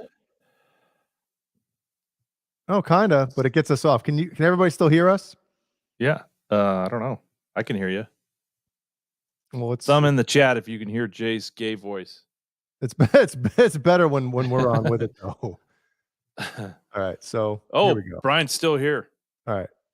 Nude. I know. Thanks, Boner. Okay. He's slaving away. Did he say Brian? No. It'd be funny if he did. Raymond! Oh my God. Ooh, get it, Raymond. What are you doing? Get it. What is Raymond? Get the sperm! Oh, Raymond! That's what you get, man. Ooh, get it, Raymond. What are you doing? Get Guy's so excited. What is Raymond? Get the sperm! Damn, jumping spider, man. Dude. I wouldn't want my dog eating that thing. How fast that fucking thing jumped too. Yeah, my hand would have moved away faster than that. Raymond! Raymond! Oh my God. He thought he was going to catch something epic on film on the pea stained mattress. Ooh, get it, Raymond. What are you doing? Get it. What a cute pup. Raymond, get the oh, Yeah, Randy, set the bed on fire. Yeah. He ran out of the room, too. Look at the end. Ran out of the room. oh, Jumped on me. Oh, that's cute. funny. What a cute dog. Yeah, it's like what do they call those? He probably Terriers? thought he was yelling at him, you know, like, what? What do you want me to do, Dad? Get it. What is Rainy Spankles here. Get the oh, Get the batter. Raymond. I would have smashed that thing in my Oh hand. my God. I'm not going near it. I'd probably bring the dog in too, or the vacuum. God, that thing looks like a mini crab. Looks like it has big old claws on it. Right? Gotta ask False Flag what kind of species that What is. a false flag knows what kind of spider it is. Oh, what a cute Poor dog. dog. Make your dog eat a spider. That's what you get. Karma. Get the oh, Where's that guy from? Get the spider. I don't know. Get the spider. And for everybody that stuck around, I got a bonus for you. Oh, nice. It's not a what the fuck are you Thanks, doing? Chuck. So that's why you don't leave these streams early, everybody. Glenn Don't leave Danzig eats semen. He's here. See? Do you know what this is? No. All right. The gold chain says it all.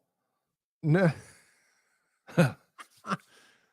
I saw this the other day and I fucking was laughing Darts. my ass off. So here you go. Spoke to Wesley, and besides that, he said you were a class player. And So obviously this guy's a darts player, as you can tell by the fucking darts on the thing. What country? What do you think? Australia? Cameron is he's gonna beat me up. Is this Scotland? I don't think it is it? spoke to Wesley, and besides that, he said you were a class player, and you let him alive in the first session. He said that Is this Australian? Is this Australian? No, it sounds UK. What is it? Cameron, help me out. spoke to Wesley. He's probably fucking getting a Ukraine. ticket here to beat me. Ukraine. I had the chat closed. Sorry. Slavic. Bozik's guessing Australia. Joe Hervey saying, show your tits. That dude's really from New Jersey. That's right. too good. Spoke to Wesley, and besides that, he said you were a class player, and you let him alive in the first session. He said that it was smelly on Chicago. stage. I thought he had shit. Sorry? I thought Wesley had farted on stage. Did he? Well, I think he thinks you did it. You can put your finger up the arse, there'll be no smell. I thought he had shit, and I went, that's dirty. It was bad. It was bad. It was bad. There was a stink. I thought it was him. And he started playing better. I went, must have needed to get some wind out. And he thought it was you. Oh no, hands up. Swear on my kid's life. So help me God. Nothing crossed. But it was smelly anyway. It was smelly. Usually I fart on stage, I shit myself. And you know that. I told you in a documentary. Ain't scared to, if I'd farted that smelled like that, I'd put my hands up and go, oh, sorry, I need to get off. So who was it then? Well, don't tell me. Spoke to Wesley. Dude, so the guy doing the interviews from the UK and this guy's from Scotland. Yeah, see, okay. Yeah. Who's saying Scotland? Did anybody? I think I can tell. Yeah, I think Finger up the butt. You can put your finger up the arse, there'll be no smell there. No snow? Is that No what he said? smell. No smell there. You put your finger up my ass, there'll be no smell there. You can put your finger up the arse, there'll be no smell there. I thought he had shit, and I went, that's dirty. It was bad. It was bad. It was bad. There was a stink. I thought it was him. And he started playing better. I went, must have needed to get some wind out. And he thought it was you. Oh no, hands up. Swear on my kid's life. So help me God. Nothing crossed. But it was smelly anyway. It was smelly. Usually if I fart on stage, I shit myself. And you know that. 'Cause I told you in a documentary. Ain't scared to, if I'd farted that smelled like that, I put my hands up and go, oh, sorry, I need to get off. So who was it then? Well, don't tell me. Don't. Oh, shit. Okay, hold on a second. I don't play. Do you play darts? No, no. Do they share the same dart? No, they have different darts. Oh, I was going to say, think can you what- imagine shoving your finger in your ass and then grabbing the dart before the guy has to grab it? Well, I think what he holds up is his darts, like his little pack. When he says right there, I thought it was his phone at first. I think that's his pack of darts or whatever they call them. Dart case. Dart case. Oh man, Oh, that's funny. shit. Jeremiah says, "Sup, fellas? I thought the show would be. Oh, where the hell is it? Over now, putting in a little overtime. Nice money. Yeah, Butt dart tournament. butt darts. So I wish like American sports. Not that this is a sport; it's a game. But I wish like you watch sports nowadays on and the interviews they're so stupid. Everybody says the same thing. Yeah, they're You know, planned. like I don't even bother watching press conferences anymore because nobody says anything good. Yeah. It's just Unless you catch someone right after the game on the field, then they'll say something emotional. Yeah, when the adrenaline's still going through. I like Phil McKnight. I think that guitar looks pretty good. 3 years back, I was even going to buy the TK Diamond guitar, but the day after I got the TK hoodie, I got the boots. What? What am I missing here? I Nelson. don't know. Nelson, we talked about this guitar for like an hour or so. Go He back might have and started the show. He might be watching earlier in the hopefully he show is. right now. Like a good boy. Okay. Thanks, Joe Hervey. Do it. He's not gonna rub one out. Yeah, right. I broke my back. What do you mean by that? My back is broken. What, a vertebrae or what Well, portion? Spinal. So anyway, everybody, thanks for watching tonight. Thanks for Brian and Caleb for not being here. Jay, thanks for hanging with me Kurt, for a little bit. I know you popped out a couple times, but I had a fun time. wasn't my doing. When is our next Saturday stream? Do you have any idea? I think my wife has a wedding in 2 weeks. Who's she getting married to? Shaquille O'Neal's son. What's up, guys? Hey. So maybe we'll do next Saturday, but obviously we'll see you guys in a week. When is Wednesday is what? Is that February 1st? Oh, really? Is it? Yes, it is. February 1st. Holy shit. Damn. Holy Santa Claus shit. Yeah, you ain't lying. All right, well, everybody, thanks for watching, and we'll see you guys in a week, February 1st. Thank you, Under the everyone. Bus Network. Like this shit, subscribe to this shit, and as Brian would say, what does he say? Like finesse the thumbs up or something like that? Just click the like button if you like what you're seeing. Yeah, jerk it. Tell your friends. There you go.